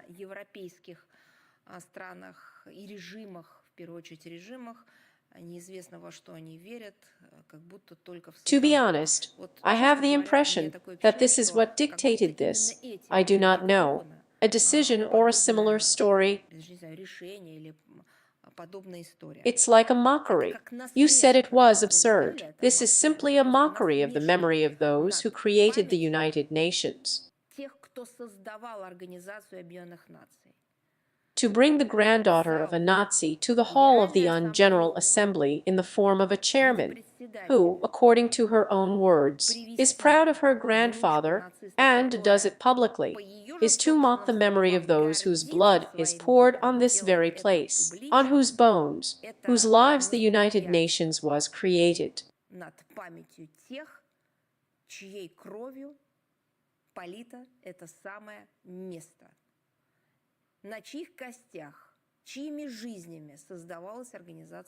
This is mockery. This is a distortion of common sense. This is the rewriting of history. This is the shame of this very collective West. Maria Vladimirovna, thank you. We fully share your position, and thank you for the opportunity, for the answer. Thank you. Is the author and with us? Hello, yes, Maria Vladimirovna, Ruslan Pankratiev, the authors, we are with you. I just wanted to add to you about psychiatry in Vilnius, where they officially stated that the Russian special services did it in the arson of mattresses in their supermarket. So, from the inside, apparently mattresses, I understand, right? Well, Petrov. Gathered, and then set on fire. Well, what do you want? Spring. We can both. Spring has come in the form of. In any case, this is definitely the best barometer. We had a question about Syria, Maria Vladimirovna, but you answered the question of your colleague Dmitry Izatorstvo very fully. But maybe, summarizing your answer, is it possible to establish relations with the new government in Syria, and the prospects for establishing such relations? You know, we regularly comment. We have contacts in different formats. Work is underway, that's what I would say. Now we characterize it this way. Clearly. Well, and the second question. The media reported that Rwanda had severed diplomatic relations with Belgium. Could you comment? I don't even know this action, this démarche, that's what's going on. You know, this is a sovereign decision of Rwanda. As of any independent state, we do not comment on such steps. But it is true, one cannot but admit that the current crisis, both in relations between individual states and on the scale of the entire Great Lakes region, of course, has its roots in history, in the colonial past, Belgium and its role as a provocateur, an instigator of intraethnic strife in this part of the African continent. Such a real apotheosis of the contradictions growing in the post-colonial period was the Tutsi genocide in Rwanda in 1994. The consequences are still being felt, and in fact, they underlie the current dramatic events in the region. Thank you very much. Yes, just in case, I will clarify the first information TV channel Belarus. No, are there any more people who want to ask a question? And then suddenly, we have deprived someone of attention in 3.5 hours. If not, I'll say goodbye to you until the next meeting. Well-being.